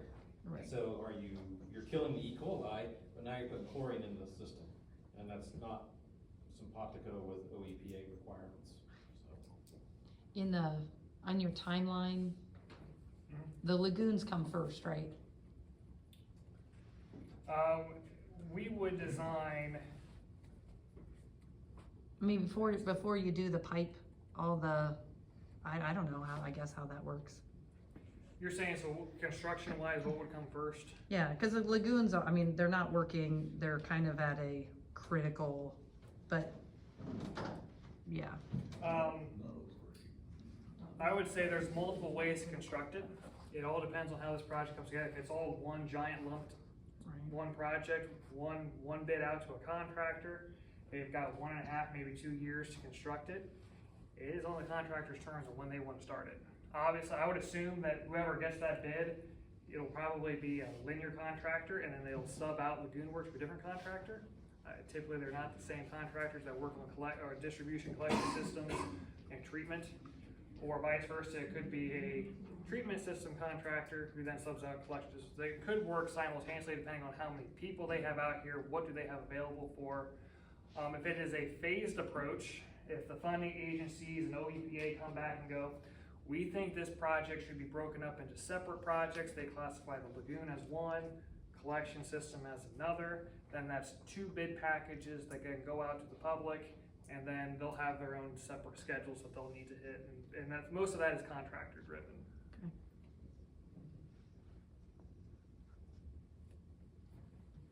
Joe Thacker, is there anybody out there gonna help us find funding for this kind of thing? Do you guys do that? We do help in that, so we'll be presenting this similar presentation to funding agencies throughout late summer through the fall. We will also be reaching out to the rate consultants. They can help coordinate with some of the funding. Ohio has this, it's called SCAG is the acronym, it's like Small Communities. So it's all the funding agencies, it's the ones that I have listed, OEPA, OPWC, a whole list of them. They all sit in on presentations to where you can raise awareness for your job. We present this project to them. They can kind of coordinate amongst themselves, and then we will just continue coordinating with them. On behalf of the village, the rate consultant, we'll keep our eyes open for potential grants that might pop up. I'm pretty sure we are trying to reach out to the State House, to your local state senator or state representative. All options are on the table. We typically target state funding first. They are much easier to work with. As soon as you cross over to federal funding, such as Ohio Rural Rural Development, it's part of the agriculture grant money that they have for municipal projects on the wastewater and water side. As a federal source, much more, I would say, not difficult to work with, but much more demanding from both the village and as an engineering side. There are a lot more coordination meetings. They have a lot more input into our design, how things are written, how things are represented. It's a frustration. Cause Finley could just say, no, you're not dumping all this stuff into the Blanchard River.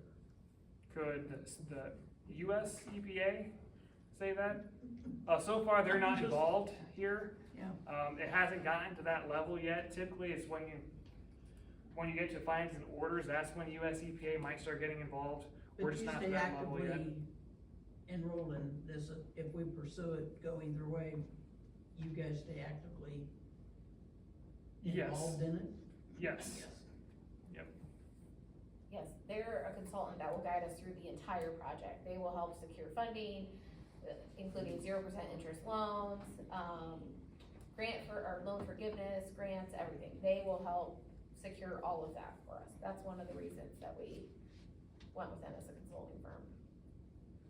Jenny Schultes, is there any way to give a stab in the dark what you think could be the possible increase to the homeowners? I mean, are we talking $50 a month? Are we talking $150 a month? $500 a month. I did some quick math on this at our last meeting, and if we picked the highest option, the 34 million, and we secured no grants, nothing, and did a 0% interest loan for 30 years, it would be $150 a month per resident, roughly. But keep in mind that we're hoping we're eligible for grants, other sources of funding.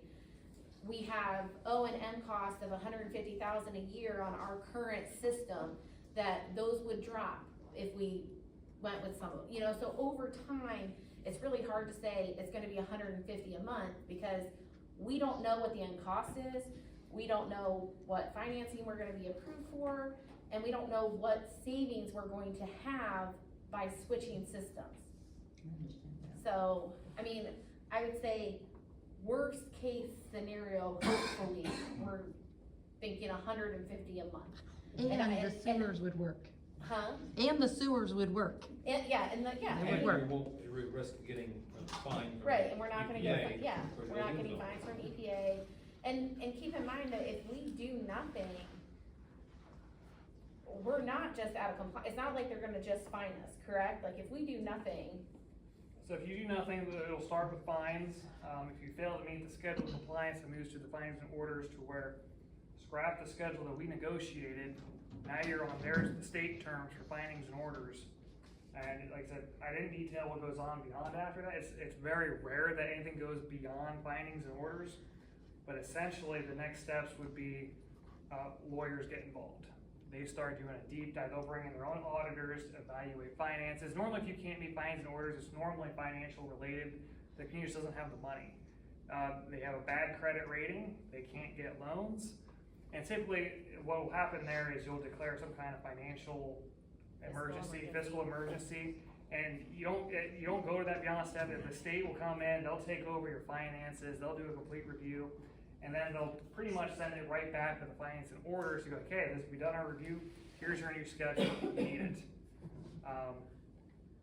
To do nothing would be, it borders on criminal negligence, and that's where lawyers would get involved. It just never gets to that point, because as soon as the state issues threats of fines, they can start going after you individually. You're gonna comply. Like I say, I've never heard of a community that goes beyond findings and orders. The worst thing that after they do their findings and orders review, the worst thing that they could probably do, assuming that the village are trying to do the right things, is they just strip you of your corporation status, and you'll be reverted to the county. We did have a community we worked with that was basically, they tried, but the way they had a very unique sewer system, they couldn't enforce their sewer bills. They couldn't shut water off because they didn't have public water. You can't shut people's wastewater services off, because then it becomes an environmental concern. So the village over time learned, like, oh, I don't have to pay the sewer bill, because there's nothing the village can do about it. They couldn't put liens on properties because they were so disadvantaged. They didn't make enough money that put liens on my property doesn't matter to me. So when the state came in, they revamped, and they when they say, well, where's the county support? The county doesn't support us. The county's like, we got our own concerns. Well, we had a meeting with the county, and the state goes, if they can't solve their financial issues, this system and all the issues in this village now go to the county. And then suddenly the county was like, we'll invest some money. We'll help them out.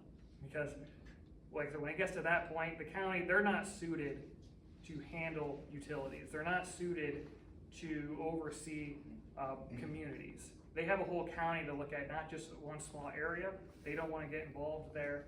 Are we to that point yet? No, we're not. We're only in the schedule of compliance.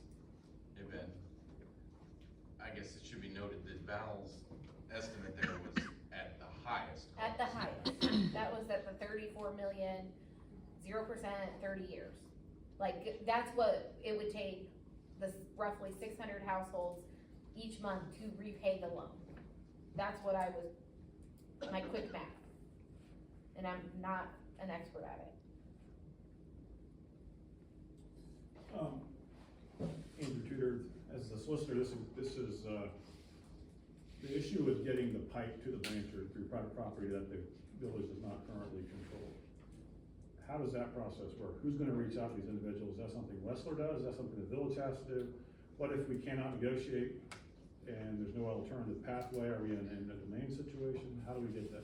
That is the path forward. Typically, you know, it's all underground, and looking at the routes there, I mean, you know, again, worst case scenario, install stuff under the county road. The force main, most of that should be able to be directionally drilled, so we can try and keep it as trenchless as possible and minimize our open excavation cuts. In the event that typically in most cases, you tell a homeowner, oh, we'll install a line here, you'll never see it. You'll probably never have to dig up your yard, and if so, we cover it. We pay for to reseed, recrop, whatever it is, and they'll say, yeah, I'll sell you an easement. It's typically not, but if you do run into an issue where they just don't want to, and that does happen, the village and the county will then, you coordinate with surveyors, you coordinate with the county, you can seize it by eminent domain. If it goes across the field, is that deep enough where it wouldn't interfere with farming activities? We would make sure that it's deep enough not to interfere with farming activities. But we'll try and keep it within right-of-ways, it just typically works better that way. We'd hate to install something, a farmer does some deep tilling or something and hits it and rips it up, and that'd be a bad scenario. Yep. You'll get the OEPA here pretty fast. Jim Miller, there's a ditch now, correct? That goes down a ditch? Correct. Can you put the pipe under that ditch? Can't you use that same waterway? To utilize existing waterways, you'll have to again get the state involved, potentially even the US government, because it depends on who kind of oversees the rights to the waterway. Since it's a ditch, I'm assuming that goes to the county townships. There are significant environmental concerns because we still will need to open cut certain areas of a force main, which means now we're open cutting a ditch, which has a very significant environmental review attached to that, because now you're impacting drainage, plant life. Even though it is a low flow ditch, it's still classified as a ditch that has a lot of environmental precautions that we have to take. Could we go beside the ditch? Potentially, but looking at, I think, the aerial, the ditch kind of winds its way to the Blanchard River, and going a more direct path would be probably cheaper, faster to install. How many miles is it? About one mile. So, from our conversation a couple weeks ago, we were talking about the financing options, etc. And I've been thinking about this. So, like, say we went with the lowest option, the lagoons with the vacuum, the 11.5. We'd be getting financing or grants, long-term money on the 11.5, but that means that the higher maintenance costs that come with it, which is almost $10 million over the next 20 years, 10 plus, we can't get financing on O&M, so that would all come out of pocket. So, from a cost standpoint, regardless. Yeah, right, so that's what I'm saying, like, from a cost standpoint, does it make sense to budget more upfront and seek the financing, knowing that we have the 30-year payback versus knowing that we have longer, higher O&M costs that we're gonna have to budget and raise rates for too? Because, I mean, even if we pick the lowest option, over the next 20 years, the O&M costs are gonna be so high that the water and sewer rates are gonna have to increase significantly anyway. Yep, that is a decision that you as the council and as the residents need to make. What are you comfortable with in terms of your rate? The rate study will capture, they will include the O&M, the annual costs, and you're right. At the conclusion of this project, whatever you decide to move forward with, the O&M will remain. It will always kind of be there. At the end of the term of your loan, the O&M doesn't change. And that is why we extended it. We're required to look at a 20-year outlook, But when we look at lagoons and when we look at gravity systems, we extend it out because that's when you get beyond the loan. Once the loan is paid off, you'll then have the low O&Ms remaining. So, once the rate consultant officially comes on board and they can provide, we can actually prepare some nice charts where you can kind of see, here's your rate, here's what is included under your rate for the duration of your loan, whether it's 20, 30, and under rare cases, they could extend it to 40 years. But once you hit the end of that term limit, you will see that your rate will stay consistent. Maybe they'll factor in, whatever biannual, very small rate increases, but you'll see that rate line pretty much stay the same. But then at the end of that loan, you'll see your O&Ms. If you choose to go forward with gravity and lagoons, you'll see the O&Ms just drop. And you'll just see, hopefully at that time, just straight revenue. But again, that's 50, 30, 40, 50 years in the future, which we can't really project, but you'll see the effects of the low O&M long term. So when you go to, in front of the people to try to get funding, and if you go in and say we take the lowest cost for 8 million, 5 million, whatever it is, and they're looking at that's the amount we're paying versus if you go in and you do the 29 million, do you walk out with the same amount of money no matter how much we're gonna use up front, or does their decision on what they give us change according to how much upfront cost it is? That'll change. So before they will offer funding and create the funding packages, they have to know what the plan is. And that's what the PER is going to dictate and show. This is what the village is moving forward with. And therefore, they will develop their funding around it. They require the rate study because the village has to show that at the conclusion of this project, we are capable of paying off the loans. Their funding packages will depend on what the village decides. So if you want to decide to go forward with a lagoon with the gravity system, that's right now estimated 34 million. They will have funding up to the 34 million available to cover the non-engineering, the engineering, the construction, the permitting, the bidding, everything in that price. And that's where we try to be as conservative as we can right now, because if we get to the end of construction and ends up being $36 million, it's really hard to claw $2 more million from funding agencies because everything's already being distributed. You're not the only community looking for grants and loans. There's hundreds across the state looking for grants and loans, and they have only a select pool to pull from, and they try and divvy it. That's why it's really hard to then go back and request more money. If we come up short, let's say we go forward with that option for 34 million, let's say we can get it for 27 million.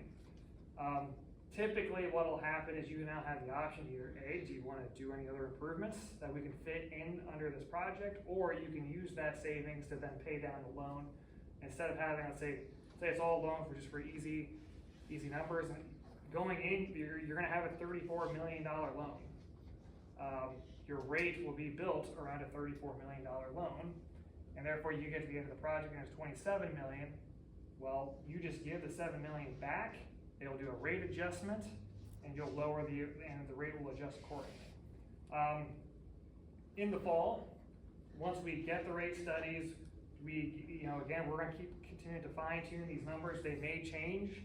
I don't expect them to change a lot, but they might change a little. Once you get those funding packages, you reserve the right to change your decision. We can amend the PER. Let's say we go in with gravity. You don't like the funding's not there, you see the impact to the rate, maybe it's the $150 on top of your current bill, and the village can't stomach it. We don't want that. So then you go, okay, well, let's drop it back to the rehab of the back system. Then everything gets adjusted. That's why it's nice to have a rate consultant that can easily adjust those numbers, be attentive to you as these different alternatives materialize. And then a new funding package for the reduced number will be provided. Michelle, can I give priority to the residents? Can you that question? I'll take a whack. Keith Newell, first, I just have a couple comments, more than I have questions. Thanks, Ben, nice presentation, Benny, good to see you again. I still don't know what kind of meeting I'm in, guys. Is this a normal, and I'm not looking for an answer, but I don't even know if this is a normal council meeting, a special meeting, an emergency meeting, or what the heck it was, or how it was advertised. I do know that, and I can read it to you, what was put on Facebook. Jay, it was your letter. Thank you for communicating. It was an attempt. But right off the bat, I'm beating some dead horses, by the way. Right off the bat, there's a question brought up. Why are we in the middle of a council meeting? So, now I'm gonna beat a dead horse. I went to the last meeting, which is usually the normally scheduled meeting. You guys couldn't even provide a quorum.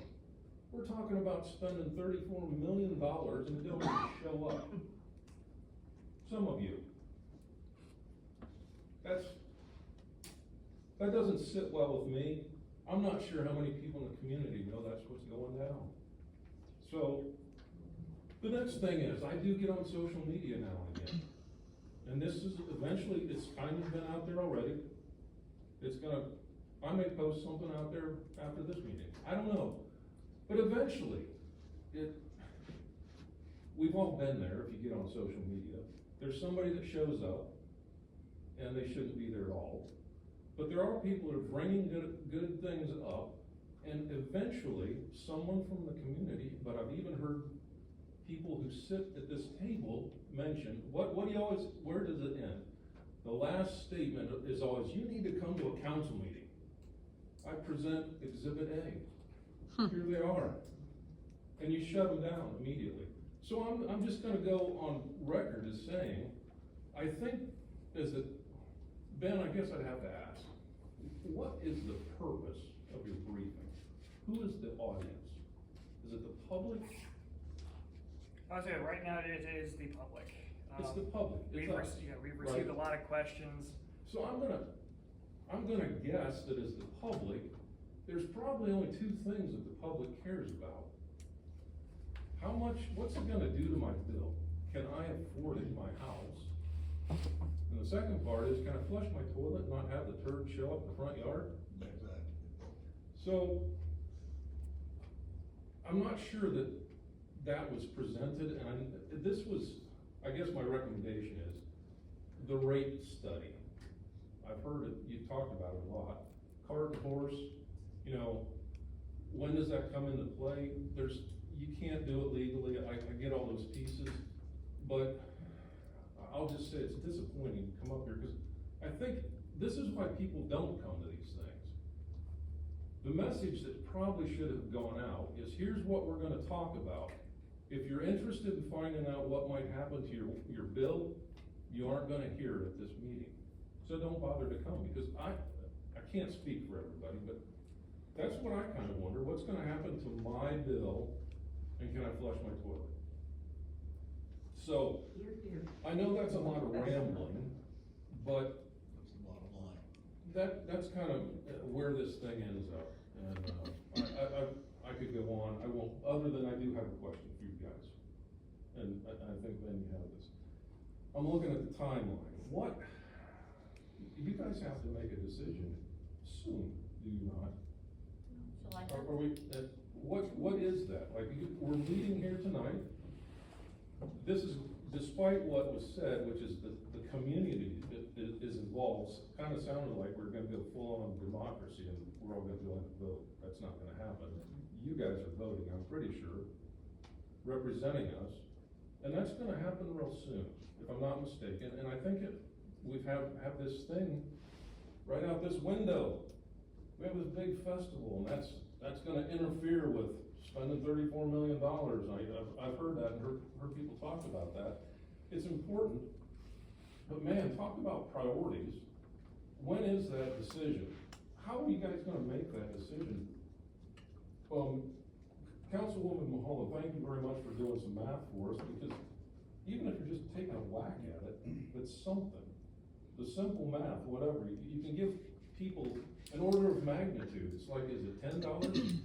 Is it $100? Is it $1,000 that my bill's gonna go? I don't know. Somebody should have some idea to feed the community to help us know, but I'm still befuddled of how are you guys gonna make the decision? I listened to this, and I do have some engineering background. How are you gonna make the decision on what it is that we're gonna invest in? Because what I have heard about the current VAC system is this: Forest is not a wealthy community. They couldn't afford it when they put it in. They had to do something, so that's what they went with, and that's what we got. Are we still in the same spot? I'd love for the whole town to have gravity, but $34 million sounds awful steep to me. So, with that done, thank you for everybody's time. Thanks again. We heard the same statements in the 70s at the schoolhouse when we were told by the EPA we had to do something. And we're just local people trying to do what we need to do. And these people are good enough to spend their time on council, and they're doing the best they can. Hell, they don't know what the hell EPA is gonna want them to do. I mean, we're all trying to figure it out. I think if you add $150 to everybody's bill in town, it won't be long, you won't need to, the force won't be here. I don't disagree. I don't wanna add $150 to my own bill. I mean, we'll all be impacted by it, just like you guys will be impacted by it. But the question is, if we, and I don't know how council's leaning, but if we go with the $34 million route, that's the most expensive price tag they put out there. If we go there and we say, let's try this route, Ben and his team are going to do their best to get us grants and great financing. And, you know, maybe 12 million of it would be available in a grant. We don't know. But if we go in at the lowest cost, 11.5, we might only get a $2 million grant. And we might end up paying more over the life of the 20 years because we didn't ask for the money. We'll never know if we don't ask. But if we go with the 34 million and we approach it with that route and we get grants, over time, it may be less cost for us. But if the financing is not there, we can pivot. We have a time frame that allows us to pivot and say, the 34 million is just not gonna happen. And we're still poor, and we have to go with the 11.5, and it's not what anybody wants, but it's what we got. So why limit ourselves to the cheapest option on the upfront and harm our potential for growth on the back end? I mean, I don't want 150 to add it to my bill either. But if that's our best chance at getting good financing and getting the quality system, I feel like we're kind of stupid to not take it. At least attempt it and see what we have. Because I want to shower every day. I want my toilets to flush. I'm on the backside. It's important to me. Well, you have to look to, you have the loan, but you have the reduction of O&M. Of O&M, which would counter, because right now that is what's really attacking that fund. So with a different avenue, it would Let down me lower. just say one thing, because you kind of made a similar comment at the last meeting, and we kind of had a similar response. The deadline, if I understand this correctly, and please jump in if I get this wrong, so I don't want to muddy the water, but if the deadline that's looming is to present the money to the funding sources. Correct. That will give us the answers that you're asking. If the answer comes back something that is unpalatable, then shuffle when you have time. So the deadline is not, this is what we're doing. The deadline is, this is what we're presenting, throwing it up there to see what funding is out there. Maybe a lot of it is principal forgiveness, maybe a lot of it's grant, maybe it's not $150 a month, but you don't know that until you present it to the funding agency. If they come back and say, it's all you, it's all loan, you gotta pay it all back, then you might say, okay, we're not gonna do that. So the information I think you're seeking is this is the process to get those answers. So you're asking for answers and it's just not ready yet, because this is what they're presenting to the funding agency. Why didn't we have these numbers before we came to this meeting? Because we can't get the numbers on what funding is available to us until we submit them the package that we want to go with. So they're not committing to this project, they're just committing to, here's what we're presenting to the funding agency, and then with that information in hand, the decision is made what to do.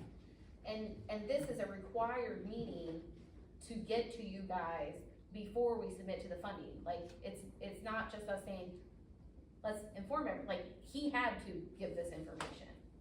He's legally required to give this information. Did I get that more or less right? Yeah, more or less you got it right. Typically, we wait till we have a final PER, and typically we'll have the rate consultant in at that time. The council, in a lot of cases, have already made their decisions, and we present a final report that details, this is the project the council is moving forward with. But because of this potential significant cost increases and wanting to get this information out ahead of time, we the administration thought it'd be better to, again, these are the draft numbers, this is where we are now. They wanted to get those numbers out to the public, and yes, you want your rate. How does this affect my rate? We don't have those answers yet because the rate consultant, they can't even start until we have these numbers where we are now. So we're a little bit ahead of the schedule because we're trying to be transparent. If we were to just show up in, let's say, August or September, the report's already been submitted, we've already applied for funding, we've already had a lot of those discussions, and then this report's gonna be, all right, here's the schedule, here's the project, here's the cost, here's your rate impact. No consideration for the public, very minimal consideration for the public, and now you just gotta recognize at that point, now you're forcing the council to now make a very tough decision in about 2 weeks to where we can amend our PER. So again, if you go back to this, the schedule here, we have to submit this report by the end of July, start of August. If we miss that deadline, now you're at the mercy of the funding agencies. They could just straight up reject the project and you just lost a whole year. It's a whole year that you just missed out on potential funding. But once we submit the PER, once it's on their list to review, we have about anywhere from 30 to maybe even 90 days to amend this report based off of the feedback from the funding agencies themselves, from the rate consultant. And also, again, we're getting further along in the timeline. Hopefully more information is known about from OEPA, from manufacturers, equipment vendors, contractors. You know, the more time goes on, the more information we have, we can dial in those numbers, and then we will probably do another presentation sometime in August, September timeframe, where we'll have all those numbers on hand.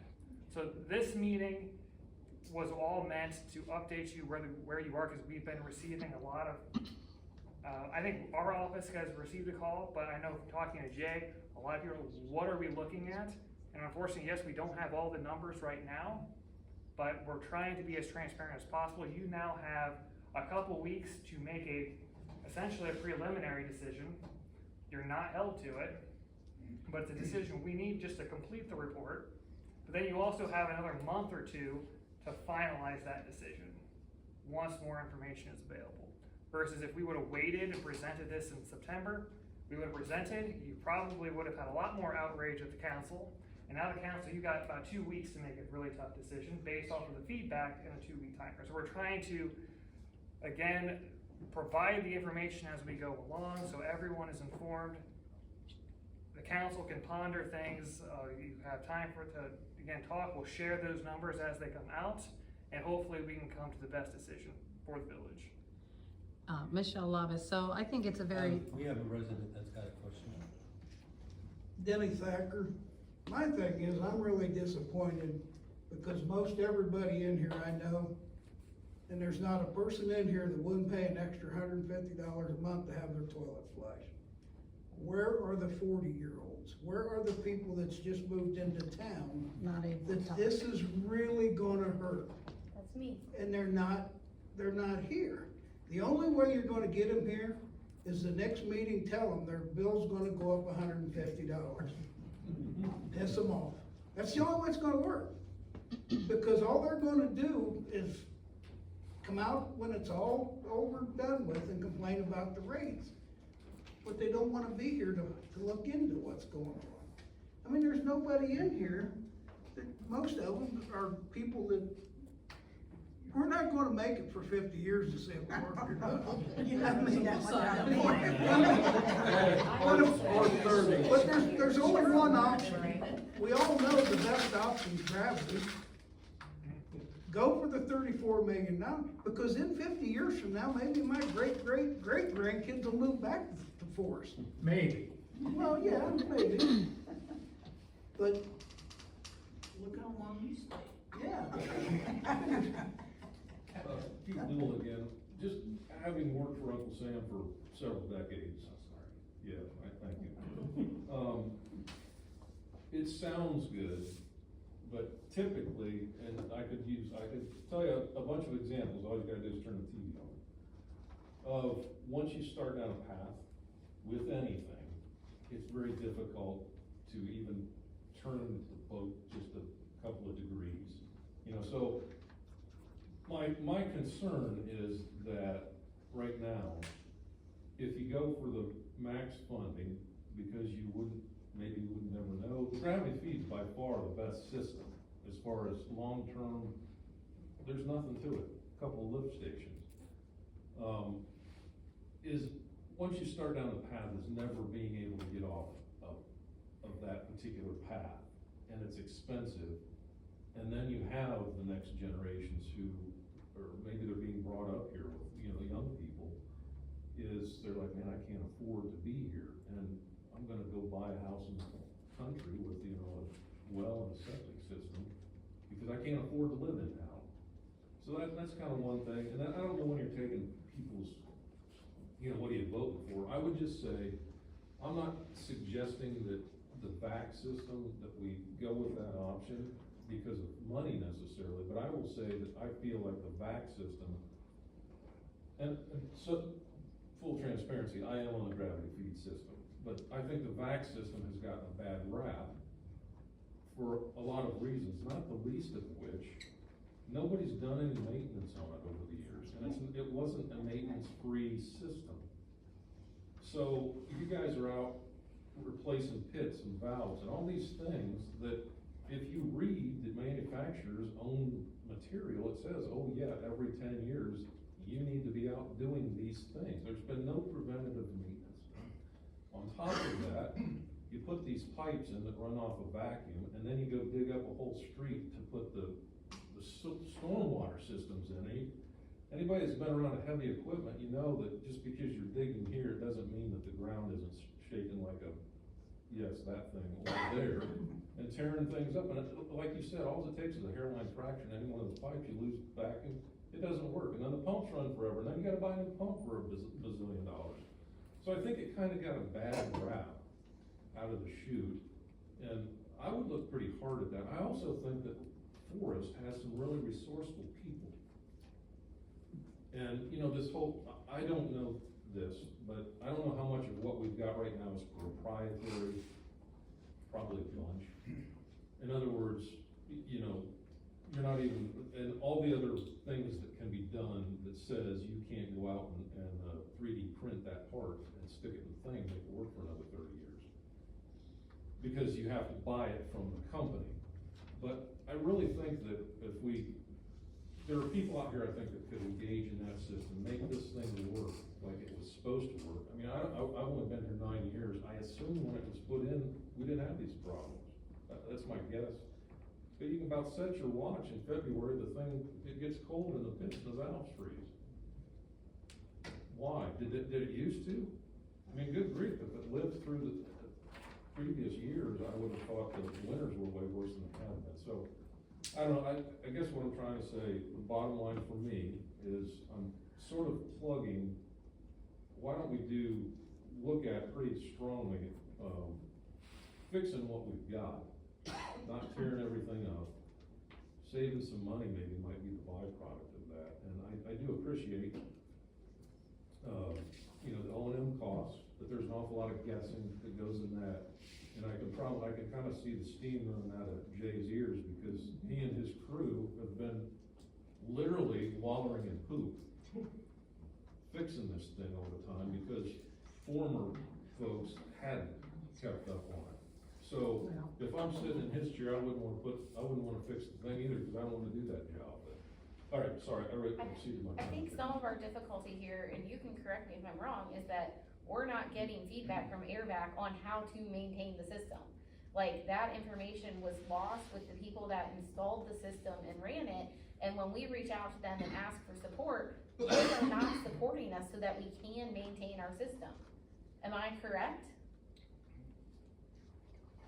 Well, that's been the general consensus that we've received. But you are looking at We're another looking at a fax competitor. system. Yes. Right, because this one is 20 years old, and for no maintenance or anything for 20 years, it has worked well. Well, 17, I'd say, because the last 3 years have been crap, but, Oh, I don't think it's been that long. yeah, it has been. And just for your information, sir, I was not at the last council meeting. I was on vacation out of state. I don't miss council meetings. So were you, I'm sorry, ma'am, I don't understand what council. Well, you were saying that we couldn't even provide a quorum. I notified him I wasn't going to be there. I was on vacation. I was out of state. So I took offense at what you said. Okay. About people not coming to council That's definitely meetings. right. I come to council meetings. Well, I come to special meetings. I think it's a fact though, ma'am, that you were not at the scheduled meeting for whatever reason. I don't know I don't need to hear the reason. I just know this is a huge deal and you guys didn't even have a quorum. And you know, you're staring at making a decision right in the face, so you can take offense all you want. I'm not gonna apologize because it's once a month. That's a requirement to show up. You ought to. I should schedule my vacation around the council meeting. Absolutely. No, I had out-of-state business that I was doing. And I am here tonight, and I was here the last. Good for you.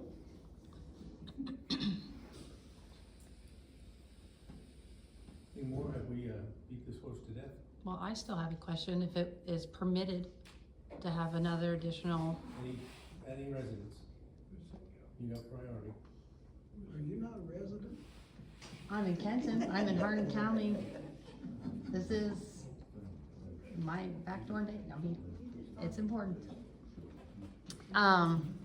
So I had a question about, it's a three-parter question.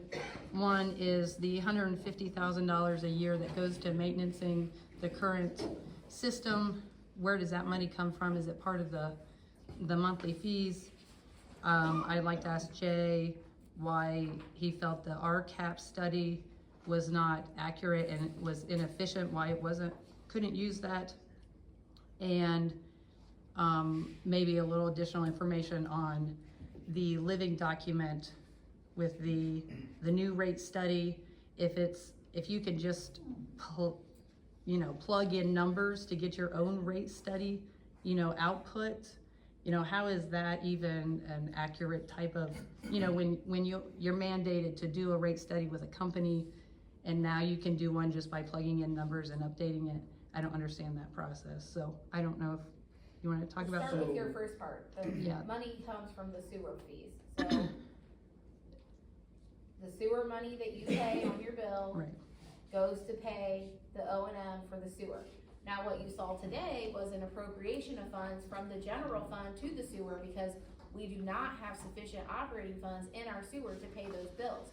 So when our monthly fees are not high enough to cover our expenses, we have to reappropriate funds from our general fund. And that takes funds away from other things in the village that we use those funds for. Right. But that 150,000 that's built into the rates you already have, that's what you're saying is gonna turn over it as part of, because Correct. you're not doing Right, that extra because O&M. if we don't have 150,000 a year in O&M, then that frees up that portion of money to repay the debt. Right. So it doesn't necessarily mean a one-to-one increase in your bill.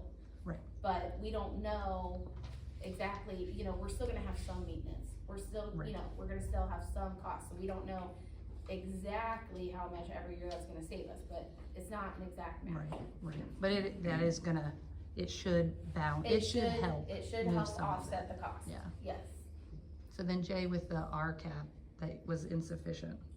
So when I first started, the previous administrator had already started with RCAP for a rate study. Upon me coming in, I didn't have it in my hand. I got a hold of RCAP. They sent me a copy of what they said they had already done, and it had like 3 options on it. one of the options didn't make any sense, cause it was literally doing the least amount, but it was the highest rate increase. It didn't make a lot of sense to me. I gave it over to Ben. I'm like, do I just not know how to read this? Can you look at it for me too and tell me what you think? And it just, the way they wanted you to increase based on the 3 options just wasn't making any sense. I think that we'll get a more personalized study if we are actually paying with somebody that specializes in this more, that has more experience, better formulas. Plus, I did message RCAP after that, and I didn't hear from them for about a month. So. RCAP is, I mean, their fees are much less. Right. But even we've had issues being attentive to, being responsive to phone calls, emails. It really just matters what RCAP person is going to be assigned to the village. We don't know. I've personally worked with about 3 or 4 RCAP representatives. And I'll say only one of them was responsive on a daily basis, who attended meetings. Because as we go through this, you know, I try to keep it very surface level. You asked some very detailed questions and how the treatments. There's a lot of alternatives to the lagoons. In the end, the pricing for all of them is actually, because you're just giving and taking vegetation enforcement, additional treatment, process changes. There's a lot of give and take there. In the end, they're all about similar pricing. But as we go forward and start meeting with funding agencies, they're gonna come back with the same exact questions. If we go with alternative 2A and partner that with alternative 6, and then as we get into the modifications, what are we kind of looking at a cost perspective? O&M changes on a village can change yearly depending on who they hire, who leaves. What other, let's say the back system goes down again for weeks at a time. Well, where does that money come from? Who's gonna, where does that money, again, is that loan, or are you pulling from the general fund? O&M changes, so therefore that gets factored in. You can see how the rate studies, it changes, and that being attentive matters, because when we go present to funding agencies and they ask the questions, it would be really nice. The rate consultants will be right there with us. RCAP should be there, and when they ask those questions, they can modify their announcement. They can present, here's all the alternatives, here's the 8 alternatives that we're really considering, and then the funding agencies now have that information at their disposal, versus if they ask a question and RCAP's not responsive, could we potentially lose out on funding? I don't know. But it just delays the process. It's a hassle. And Jay asked me to look at that drinking water rate study, I don't know, 6-7 months ago, whenever that was. We were not involved in that rate study at all. We have not done any work on the drinking water system other than creating a GIS map of your drinking water system. But Jay gave me that, and all it was just a chart. And I'm reading this, and again, the numbers didn't make sense to me. There was no supporting documentation. They didn't provide any justification of where those numbers were coming from. Jay didn't start that process. He asked those questions, and they never responded back to him. And so that's actually, unfortunately, typical, depending on who is assigned to the village from RCAP, and you just don't get that when you go to certified rate consultants who specialize, and they'll work together, they'll create budgets for the village. The village, you enjoy working with whoever you decide to go with. You say, hey, can you look at our other finances? They'll be there to help look at your other finances. They can expand their group of services if you want to. If not, if you just want to keep it, just give us the water and wastewater rate study. They keep it at that. But having that attentiveness really does matter. And when a project such as this, when we're looking at multitude of alternatives, at the price increase in that attentiveness, especially going through the years, I think will justify itself personally. And it just makes it easier that way. I don't know, hopefully Jay stays here forever. But based off of the last 5 or so years, you've had 3-4 administrators. You've had, I don't even know how many laborers, they come and go. If you lose all that knowledge, and if you don't have the supporting documentation, so when Jay, hopefully, again, Jay doesn't go anywhere, but say you have a new administrator that comes in mid-project, hopefully they can just pick up and run. They don't have to sit here and go, whoa, I don't understand any of this. But and I'd like to say I really appreciate the this presentation. It's, I mean, as far as somebody who likes to know the details, you know, the difference between, you know, a Toyota and a Lamborghini, and, you know, I mean, the three options you're setting out here are vastly different, you know, in the way that you're going to experience your sewer from your home, and knowing how that, what that's gonna look like. You know, you're gonna have, if you go with the VAC system, yeah, it might be upgraded, but it's gonna fail. You know, you're still gonna have issues that it's gonna have maintenance. So it's like, as a community, is that how you wanna experience your sewer system? If you do the low flow, you're probably gonna have to be personally purchasing grinders, right? So that's a $2,000 to $3,000 hit every 4 to 5 years that you're gonna have to do personally. Is that something that, as a community, you wanna say, okay, we have a lower bill here, but now you're taking that on personally? You know, what is that experience? You know, or do you wanna say, you know, we wanna go for the Toyota, the Honda that's gonna just run, and we want the gravity, we know it's an upfront cost, but long-term, we're doing this, you know, and I really appreciate the council bringing this. And what I see happening with this is that this is a huge decision, and a lot of times the council has to bear this on their shoulders, and it's a hard job, you know, and so they want to know. I'm hoping you guys want to know what the community has to say, because if the community says go big or go home, that makes that a whole lot easier job for them to go, we did this because we had the support of the community, right? But you guys need to know what it is that you're buying into. Maybe you don't need as much detail as I do. I just like the detail. I understand that process. So, you know, I hope that, I don't know what your guys' outlook is on how are you going to receive feedback? Like, what do you want from the community that are here, that watch the video, that educate themselves at not, you know, virtually? Well, how do they want it would be you? nice to have more than 12 people, 12 residents. Right. Well, now let's not be disparaging people who are showing up. We're all friendly here. But what is the council's expectation on the community calling in or writing in, or who to contact when they say, here, this is what we would like to see? What does that feedback loop look like for you guys, so that we know as citizens how we're supposed to feed back to you, that we don't just get to come and complain and say, we'll talk about it later? What is that? How are we supposed to feedback? I think our phone numbers and emails are on our website.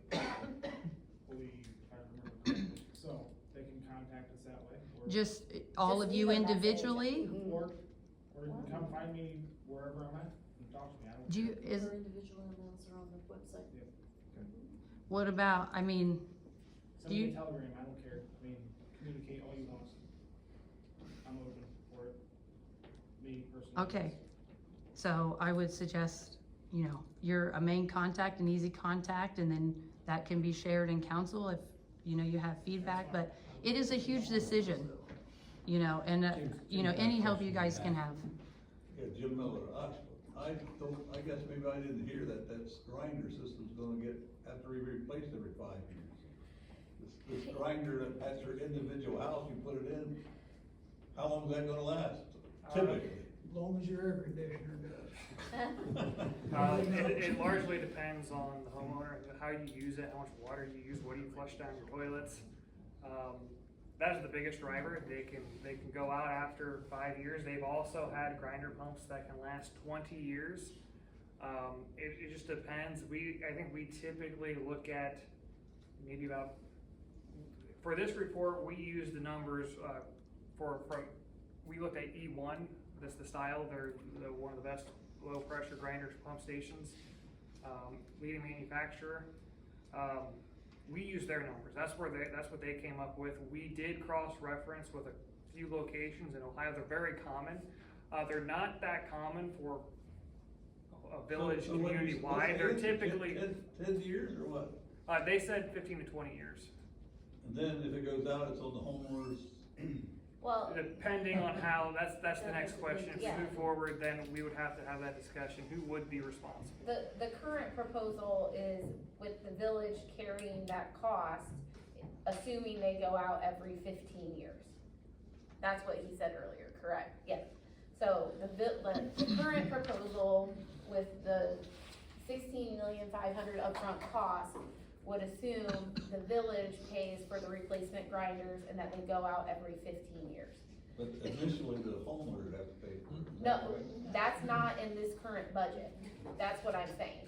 So that's something that we would have to discuss as a council, because if we're saying they're supposed to last 15 years, but some household is burning through theirs every 2 years because they're flushing baby wipes, you know, are we gonna pay for that grinder every 2 years because they're flushing things they shouldn't? Probably not. So there's gonna have to be stipulations around how often the village will cover the cost of the grinder versus how often it would have to be covered by the resident. Because it does depend on what you flush. And I would say there is a value engineering component to this too. Like I said, right now, we're trying to assume worst case scenarios. That's where those costs come from. Once we finalize on design, move into the design phase, there are areas where we can try and value engineer, such as instead of a grinder station for each household, you'll have 2, 3, 4 households combined into one grinder station. You save on a lot of pumps that way. Changes the design very little, but there's cost savings because now you have fewer pumps.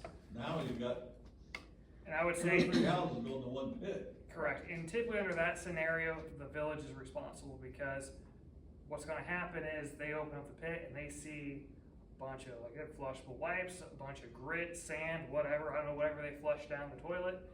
And then what are you gonna do? Make all 3 or 4 homeowners, you could do that, all 4 of you, you're splitting up the bill, you're all paying for this pump. And then you can let the homeowners fight it out, but that's typically, it doesn't work out that way. Normally, if you are combining people, typically the village takes on that cost. If it is a dedicated station per house, and you open up and see that, hey, your pump's only lasting 5 years, you know exactly why. It's because there's something going on here. Either you guys have just running water constantly, or you're flushing stuff you shouldn't. And here's the pump repair, here's the replacement, here's the invoice. So that is all dependent. If you decide to go with the low pressure system, that would be a follow-up question, because that affects O&M and replacements. So there's always that second step to whatever decision the council makes. There's always that next question of, okay, here are the other details, but they're typically a little bit easier to sort through. The big decision is what's the original plan, then we sort through the details as we move through design, but then there's also avenues to value engineer once we get to that stage. But I can't do that now because also I don't know a direction where we're going. I don't have survey, I don't have a lot of available information that changes what impacts design. But we always look for avenues to, instead of placing a gravity line underneath the roadway, there's room here on the side in turf. Significant cost savings right there. But again, we don't know that until we move into that next design phase. So we have to make a decision by July 10th Yes. to do this. Yep. Is there no way to move that back like a week or 2 or anything at all? It has to be, that's the absolute last day we can make that decision. Yeah, because we need to finalize our report by August 1st and submit it for funding. If you push that back, you put us under a pretty big time constraint. Now, because whatever you decide, we would have to again shift our report around potentially, depending on what you want, and we just want to make sure that we have enough time to make edits to finalize. So that's why we kind of requested, that gives us about a week to make edits, do some final cleanup on numbers, and then we have our own internal QC process to make sure that all of our I's are dotted and T's are crossed, because we don't want to submit a report that's got inaccuracies or errors. We want to make sure everything's buttoned up, and then that way we can hit that August 1st deadline. It's about, if you can give us something by July 10th, that gives us about 2 weeks max to make final edits, the final write-up, to then have a finalized report ready for submission. And you're not tied to that decision, because at that time, you're not gonna have a rate study. That will, again, hopefully the rate consultant starts soon so they can get the process started. And then as we submit it to agencies, we'll have it in there like, hey, we will be amending this after 30 days or so. That will then include the rate study. And once it's submitted, they can respond. We tried to submit other reports to funding agencies in the past. If you don't have a PER, if you don't submit it by the deadline, they won't respond to you. They'll say, is this the preliminary engineer report? And did you submit it?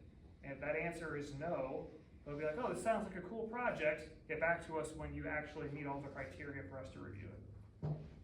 So that's why we have to hit that deadline, and we can amend it as additional information comes in. You'll have that grace period to amend, and then from there you'll have that finalized after. Well, Yeah, if we submit one project and it turns out that we can't get it going for whatever reason, and we wanna switch to another project, how does that have to go back in front of the people all over again? Or does it set us back another year because we have to go back and submit the new one? How does that not play into it? no, again, as long as you can amend and make those decisions within there's maybe two upwards up to 3 months after you initially submit it. Plenty of time to get that rate study done. You should have all the information at your disposal. That's when we prepare a whole nother presentation that includes the rate study, that includes all the numbers that really matter to the public. You'll have everything at your disposal to make that decision at that time. And are we gonna have more time than 2 weeks to make that decision? We're on such a tight time, I mean, like, we have until August 1st to submit the report, and then a maximum of 90 days after that, so it all depends on how responsive the rate study is, how fast they can get the information back to us, and how fast we can update the numbers with him. And that's why, when we're considering the rate study, paying for somebody that's a certified rate consultant versus going with RCAP, who we know has historically been slow, that can make all the difference. If we go with RCAP, we might not get notice until a week before our final proposal is due. If we go with this one, we might have more time. Like, those are all the checks and balances that we have to weigh in this situation. And speaking of that, do we have to move on that rate study today? Should we probably get that started in the interest of time? Should, but like I said, Jay's got the proposal that was submitted probably maybe a month or two ago. So I think it was notified in a previous council meeting, because I believe I was there for it, or at least I made a mention of it. You could always call a special council meeting, next week to approve that to move forward, and that's, a 1 week, it's not a big deal. But if you were to wait. But we haven't adjourned this meeting yet, so. But if you wanna wait until July, then you can just push the deadline, you keep pushing it back.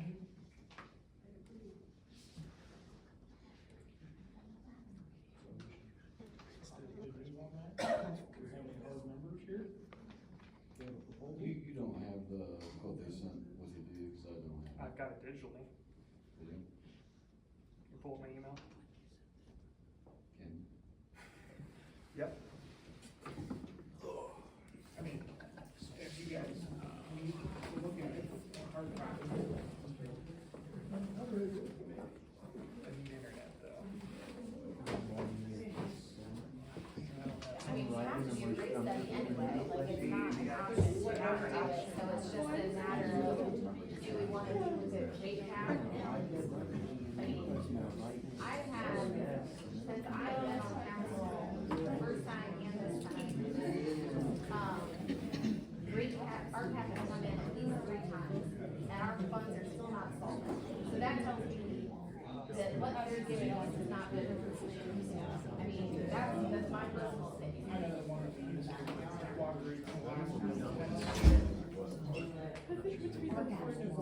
Dave, I wanna talk to you man to man right now.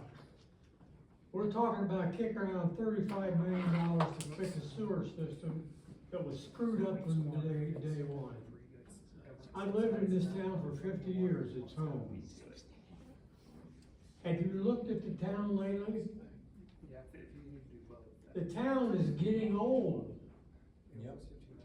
probably 50% of the people that live here now are over 65 years old. They said it would be 15,000. Not far from the truth. I'm 88, I don't really care about how, well, what this goes, either way. Cause I'm not gonna have to pay it at all. Maybe, I don't think they. But I'll tell you, we've got more problems in this town than this $35 million. Now, it doesn't sound like much, but we've got it. There's plenty of problems. We've got a crew that they dig a hole in the ground to fix a water leak, and some citizens have to get down in and fix the water leak, because we ain't gonna get down that hole. And then it can go on and on. We've got a police force that does as good as they can. So I had a motorcycle running from the cops 2 weeks ago. If he wasn't running 100 miles an hour, I'll die tomorrow. And it goes on and on and on. We had people that we couldn't get stuff plowed, the big plow on the road, because we didn't have anything that was qualified to drive it. Now, something's wrong with the whole system here. And like I say, I've lived here 50 years, I never saw anything like this. And we kind of make our own rules as we go along, and you can't always do this. Now I'm sorry, Dave, I can get with you and give you 100 things that's wrong. And you know, after you was elected, I told you personally, when we went over to vote, I said, I hope you can do something with this, Dave. You want me to bring this up on the screen, or? But You just want to take a look at it? I'm not sure you got the agates to do it. It is written. Now, I'm just saying that, it comes from my heart.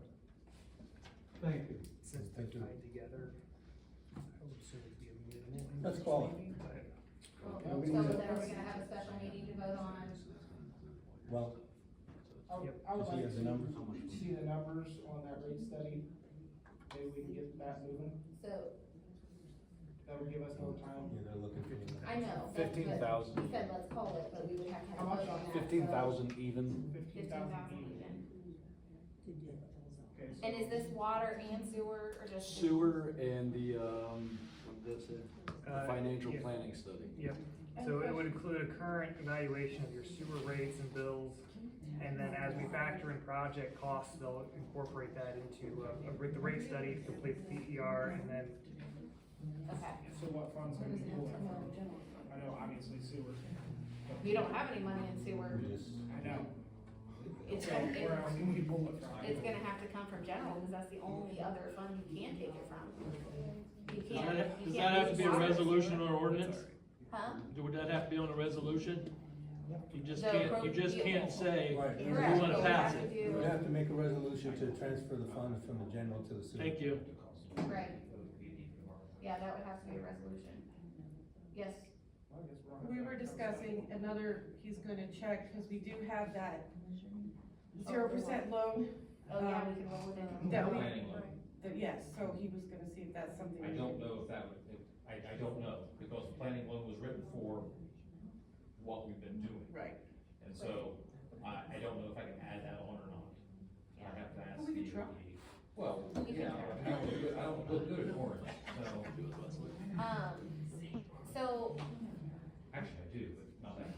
we just moved, what was it, 20,000 from general to 30,000 from general to sewer.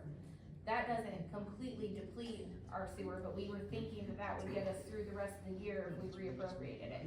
So if we approve this, we technically have the money in sewer right now to pay it, and then we would just have to do another resolution to move more money from general to sewer to cover our operating expenses as they drain. So we're okay to approve it today. But our problem is that we say we're gonna get so much in for the year, but we haven't gotten it yet, so that's why the money's not there, is because. Twofold, our revenue isn't where we're about, I think you can see it on there, around 40%.